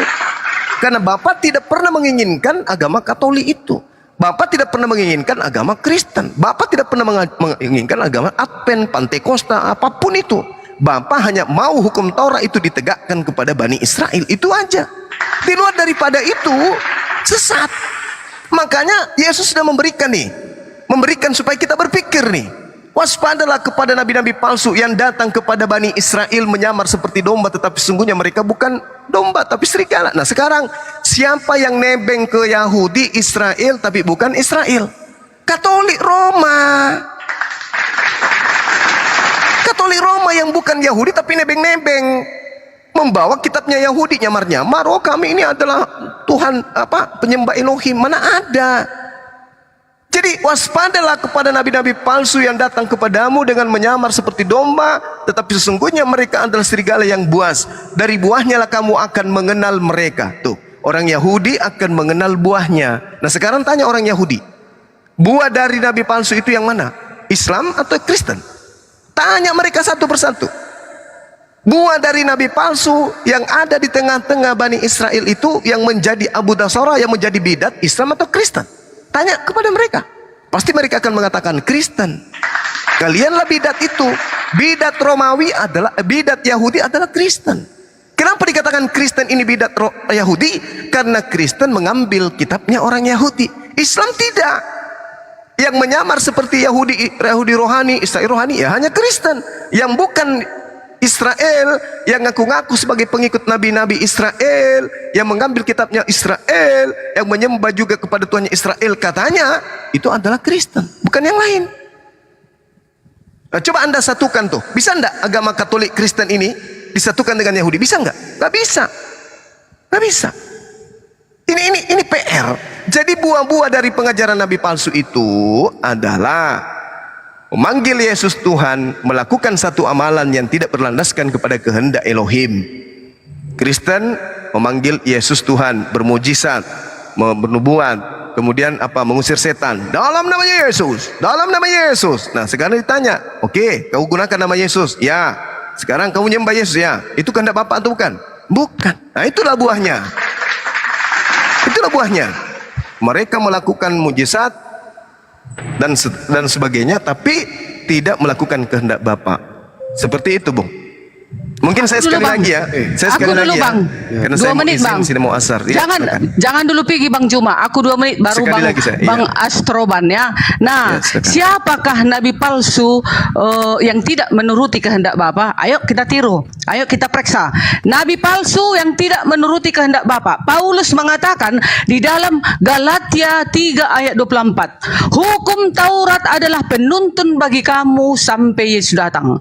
Nah, Paulus mengatakan hukum yang ke-10 itu penuntun bagi kamu sampai Yesus datang. Sekarang nabi palsu. Apakah nabi palsu itu menuruti hukum? Hukum pertama, jangan ada padamu Allah lain di hadapanmu. Apakah nabi palsu itu mengimani Yahweh atau Allah yang lain? Nah, itu dia ya, itu nabi palsu. Kalau ada nabi tidak mengakui Yahweh adalah Allah pencipta langit dan bumi, itu nabi palsu. Yang kedua, jangan membuat bagimu patung baik menyerupai apapun di udara. Siapa nabi palsu? Siapa nabi yang mengajarkan membungkuk ke suatu benda, membungkuk ke suatu barang, atau itu berbentuk pohon, berbentuk patung, berbentuk batu, itu nabi palsu. Yang ketiga, siapa yang menyebut nama Elohim sembarangan, mengganti Elohim dengan nama yang lain, itu nabi palsu. Yang keempat, siapa yang tidak mengajarkan umatnya menguduskan hari Sabat, yaitu hari Sabtu, ini hari adalah hari Sabat, itu adalah nabi palsu. Yang kelima, siapa mengatakan orang tuanya di dalam neraka, itu adalah nabi palsu. Yang keenam, siapa mengajarkan membunuh, bunuhlah. Siapa yang tidak mau masuk Kristen, habisi dia, potong lehernya, penggal kepalanya. Itu adalah nabi palsu yang datang dari setan. Yang ketujuh, keberapa tadi? Keenam. Tadi keenam membunuh. Ketujuh, siapa yang mengajarkan umatnya untuk berzina, siapa yang berzina dan membunuh tidak ada penghukuman atasnya, dia adalah umat Allah. Kalau ada katanya seperti itu, itulah nabi palsu. Yang kedelapan, jangan mencuri. Siapa nabi yang mengajarkan umatnya boleh mencuri, itu adalah nabi palsu. Siapa umatnya, 10 sekarang, hukum ke-10, jangan mengingini milik sesamamu manusia. Jangan mengingini istri keponakanmu, istri saudaramu, istri teman-temanmu, istri sahabat-sahabatmu. Siapa mengajarkan mengambil istri sahabatnya ini, atau keponakannya, atau anaknya, atau siapa-siapa, itu nabi palsu. Itulah yang akan dienyahkan di muka bumi ini nanti Yesus datang. Enyahlah kau, hai Bunda Rahma, enyahlah kau, karena kau mengajarkan membunuh, karena engkau mengajarkan mengingini istri orang lain. Itu nabi palsu, Bang Juma. Jadi jangan bilang Paulus nabi palsu. Nabi Paulus, tunggu dulu, nabi Paulus tidak pernah melakukan semuanya itu. Dia tidak membunuh, dia tidak berzina, dia tidak mengingini istri saudaranya, dia tidak melakukan semuanya. Dia menguduskan hari Sabat. Setiap hari Sabat Paulus dengan Yesus juga menguduskan hari Sabat. Ingat itu kalian semua yang ada di bawah 1400. Bertobatlah, Yesus akan segera datang. Paulus itu adalah bukan nabi, dia adalah rasul Yesus. Dia adalah rasul Isa Al-Masih yang harus kita turuti, karena dia tidak pernah melakukan kejahatan. Dia murni loh, tidak mendapat duit, tidak mendapat wanita-wanita, tidak mendapat tahta dan segalanya. Mati pun dia dipenggal kepalanya. Bayangkan Bang Juma. Oke, silakan kawanku yang lain. Tunggu, saya tanggapi dulu. Jadi Ibu Darni ini harus dilantik menjadi nabi juga, karena dia membuat aturan baru. tanda-tanda nabi palsu 10 poin. Ini yang pertama, yang kedua ini, yang ketiga. Ini akal-akalan benar nih. Tidak ada dalilnya. Bang Juma tadi yang bilang yang tidak melakukan kehendak Bapa. Kehendak Bapa itu menuruti hukumnya. Bukan, dari buahnya, dari buah pengajaran nabi palsu tidak melakukan kehendak Bapa. Dari buahnya nabi palsu itu. Bukan tanda-tanda seperti itu yang diterangkan oleh Yesus. Tanda-tanda nabi palsu kita lihat. Tadi saya sudah terangkan kepada ibu. Sekarang lihat Matius 24 nomor 24. Sebab nabi-nabi palsu akan muncul dan mereka akan mengadakan tanda-tanda yang dahsyat dan mukjizat-mukjizat sehingga sekiranya mungkin mereka menyesatkan orang-orang pilihan juga. Siapa orang pilihan yang disesatkan oleh nabi palsu ini? Siapa orang-orang pilihan? Ini nabi palsu di tengah-tengah Bani Israel yang menyesatkan imam-imam, kepala mahkamah agama, murid-murid Yesus. Ini yang dimaksud. Jangan lari ke Arab, tidak ada hubungannya. Lalu di dalam Matius kemudian 24. Jadi apabila seorang berkata kepadamu, lihat, Mesias ada di gurun, Yesus ada di gurun, jangan kau pergi ke sana. Lihat, Yesus ada di dalam bilik, jangan kau percaya. Ini tanda-tanda nabi palsu kok larinya kemana-mana. Jangan gara-gara Nabi Muhammad sama seperti Nabi Musa, Anda mengatakan dia membunuh itu. Nabi Muhammad itu nabi yang sama seperti Musa, membunuh, harta rampasan perang. Itu Nabi Musa harus kayak begitu memang. Untuk menegakkan hukum, maka harus kemudian ada yang harus korban. Siapa? Mereka yang kemudian membantai dan membenci ajaran Tuhan. Nabi Musa, jangan kau biarkan apapun yang bernapas, kepung. Bukan cuma manusia yang diperintahkan dibunuh oleh Nabi Musa, oleh Tuhan kepada Nabi Musa. Hewan, tumbuh-tumbuhan, bunuh semua. Itu, Nabi ini harus bangkit sama seperti Nabi Musa. Jangan Anda justru jadikan itu sebagai tanda-tanda Nabi palsu, bukan. Tanda-tanda Nabi palsu dari buahnya kau bisa melihat dia. Tidak ada di situ berzina, tidak ada di situ membunuh, nggak ada. Memanggil Yesus Tuhan. Terimalah itu. Bermujizat pakai nama Yesus. Terimalah itu. Bernubuat pakai nama Yesus. Mengusir setan pakai nama Yesus. Jangan lari kemana-mana. Kalau berbicara mengenai nabi palsu, di dalam Matius 24 nomor 26, jangan kau percaya ketika ada orang yang berkata ketemu Yesus di padang gurun. Siapa yang di padang gurun mengaku bertemu dengan Yesus? Siapakah engkau? Apakah engkau Tuhan? Bukan, aku Yesus, manusia dari kota Nazaret yang kau aniaya. Nah, siapa ini yang mengaku ketemu Yesus, Mesias di padang gurun? Ini siapa? Ini siapa? Siapa ini? Paulus. Paulus. Ah, terus yang kedua, mengaku bertemu Yesus dalam bilik. Bilik yang dimaksud di sini apa? Bilik yang dimaksud di sini kamar rahasia. Nah, Paulus di penjara, ketika dia berada di dalam kamar rahasia, yaitu sel atau penjara, dia menuliskan beberapa buku. Filipi, Korintus, ya, yang dituliskan untuk pada saat di Korintus, dia menulis kemudian surat-suratnya. Efesus, kemudian apa lagi? Kitab Filipi dia buat, kitab Roma dia tulis juga dalam penjara, bilik rahasia. Bilik penjara itu adalah bilik rahasia. Sementara di kitab saudara diterangkan dengan sangat jelas bahwa nabi palsu itu mengaku bertemu dengan Yesus di dalam bilik rahasia. Paulus pernah nggak di dalam bilik rahasia? Pernah. Apa itu? Penjara. Apa dalam bilik rahasia dalam bahasa Yunaninya? Temeion. Bukan taimeong ya, bukan taimeong, tapi temeion. Bilik rahasia atau gudang rahasia. Pernah nggak kemudian Nabi Muhammad menerima wahyu dalam gudang? Menerima wahyu dalam kamar? Tak pernah. Tetapi kalau dikatakan menerima wahyu, bertemu dengan Yesus dalam temeion, ya hanya Paulus. Sehingga muncul tulisan-tulisannya seperti kitab Roma, kitab Filipi, kitab Efesus. Semua itu dituliskan di dalam bilik rahasia, yaitu penjara. Ini nubuatan tergenapi kepada Paulus. Karena kenapa? Nabi-nabi palsu itu berasal dari Yerusalem. Antikristus itu memang betul berasal dari tengah-tengah kita.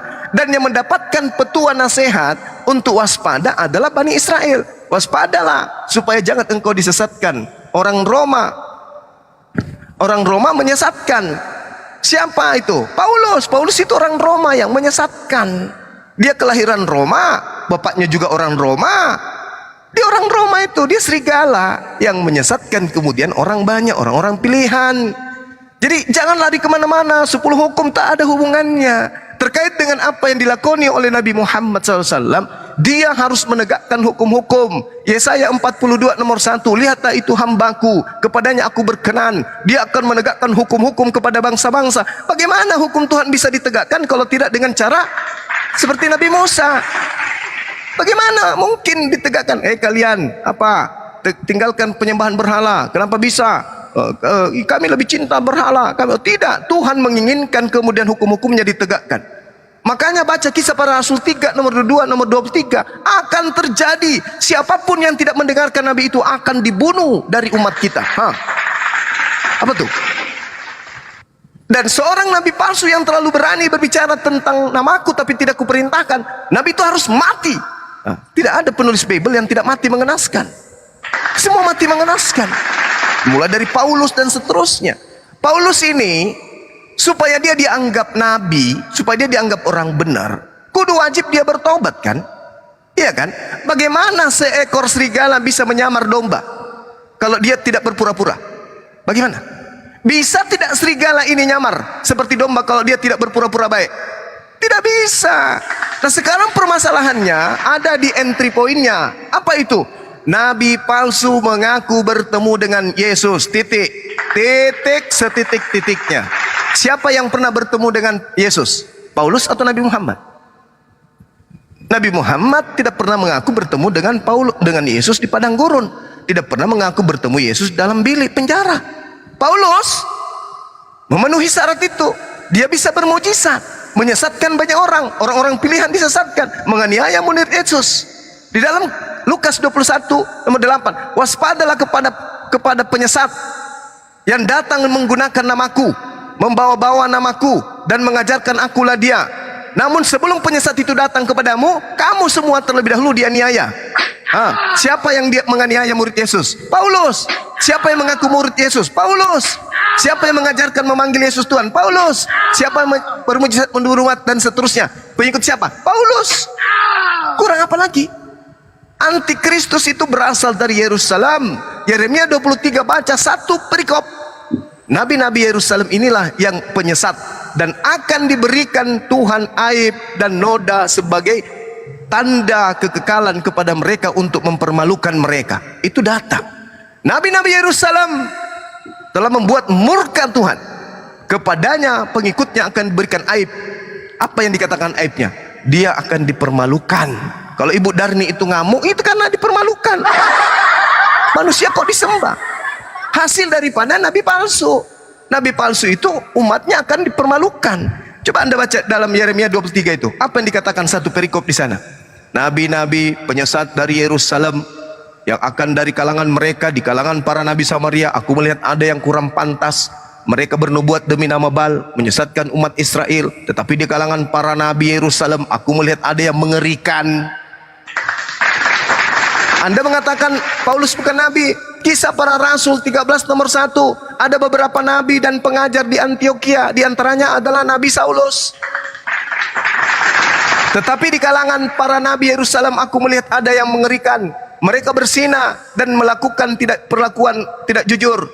Mereka menguatkan hati orang-orang yang berbuat jahat. Atau orang-orang yang berbuat jahat, Romawi Yunani dikuatkan hatinya. Untuk sehingga mereka tidak seorang pun yang bertobat dari kejahatannya. Semuanya mereka telah menjadi Sodom bagiku dan penduduknya seperti Gomora. Ayo, rumah ibadahnya nikahkan Sodom Gomora itu di mana? Sebab beginilah firman Tuhan semesta alam mengenai para nabi itu, mengenai nabi Yerusalem itu.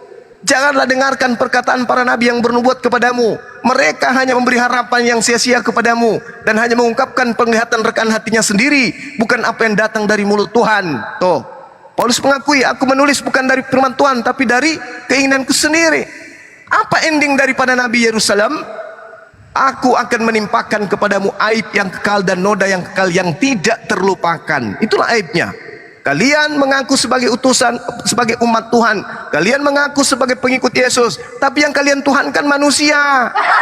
Kalian dipermalukan. Ini aib untuk kalian tuh. Sehebat apapun ajaran kalian, kasih. Begitu kita buka kulitnya, nyembahnya manusia coy. Ajaran dari Roma ternyata. Bani Israel beruntun nabi datang kepada mereka, beruntun kitab datang kepada mereka. Mereka tidak pernah menyembah manusia. Itu aib bagi pengajar nabi-nabi Yerusalem. Tapi saudara mau berterima mau tidak, saya hanya menyajikan data. Saya tidak ada niat untuk menghujat atau menista. Semua yang saya ceritakan ini berdasarkan data yang ada di dalam kitab saudara sendiri. Anda mau percaya ataupun tidak percaya, saya kembalikan kepada saudara. Mungkin saya pamit. Di sini sudah asar teman-teman. Kita ada acara buka bersama di Gunung dengan warga setempat. Teman-teman yang ada di Kota Makassar dan sekitarnya yang ikut, silakan. Pada dasarnya bahwa diskusi ini harus kita bangun. Islam datang untuk membersihkan Yesus, nabinya umat Islam yang disebut dengan nama Isa, dari fitnahan-fitnahan Romawi dan Yunani, yang mana dia difitnah sebagai Tuhan yang datang mati disalib dan seterusnya. Islam hanya datang meluruskan dan mengingatkan. Kalau saudara-saudara Kristen tidak mau mendengarkan, silakan. La ikraha fiddin. Silakan beragama Kristen dengan baik, tapi dengan catatan pelajari Bible dengan baik pula. Jangan Anda mengatakan nabi palsu itu begini. Sementara data yang Yesus sajikan, nabi-nabi palsu dari buahnya kau bisa mengenal dia. Pertama memanggil aku Tuhan, membuat pakai nama aku, bermujizat. Jangan Anda tinggalkan itu. Lantas lihat yang di tempat lain. Jangan. Pelajarilah dengan jujur Bible itu supaya bisa tercerdaskan dan sampai kepada kebenaran. Saya kira begitu teman-teman sekalian. Mohon maaf kalau saya tidak bisa berlama-lama di sini. Saya ada tugas.